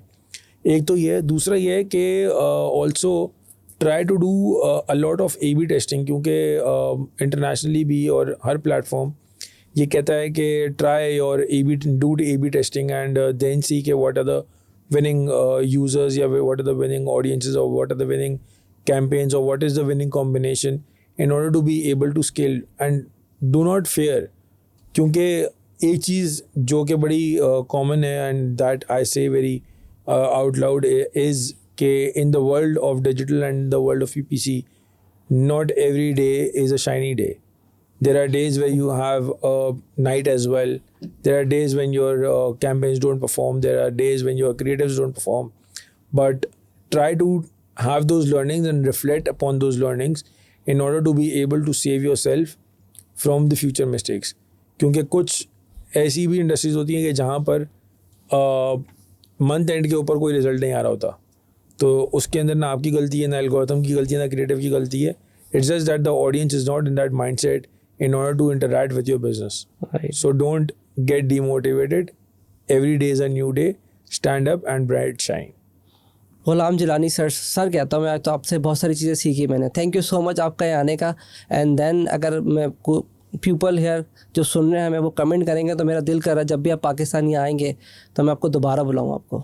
नहीं, it was lovely meeting you and you guys are doing a wonderful job and I think there should be more people who should come over and learn about Amazon and different international platforms आपसे भी. And I think from your platform I would say this to everybody जो भी इस time पे Amazon या कोई भी international platform पे अपना बिजनेस खड़ा करना चाहता है तो they should always reach out to you and try to take help from you and be a student at your place. In fact I would also suggest कि आप एक सेंटर खोलें जहाँ पे आप हमारे लोगों को और हमारे यूथ को ये बताएं कि how they can set up their businesses on Amazon and then maybe have an academy over here जैसे बहुत सारे लोगों ने खोली हुई है कि how they can set up their businesses on Amazon and then they can scale their businesses क्योंकि बहुत सारे लोगों को नहीं पता होता. They all need mentorship, they all need guidance. So I think you are doing a wonderful job in your own domain, but you should share this information with more people as well who can come over and who can learn out of your experiences. It's all depend the comment. अगर आप सुन रहे हैं तो comment कर देंगे या अगर viewers हमारे सुन रहे हैं वो कमेंट करेंगे कि वो दोबारा चाहते हैं और आप जब भी पाकिस्तान में आएंगे मैं डेफिनेटली आपको बुलाऊंगा. Sure. I am available anytime I'm here in Pakistan. अल्लाह हाफिज़. Allah Hafiz.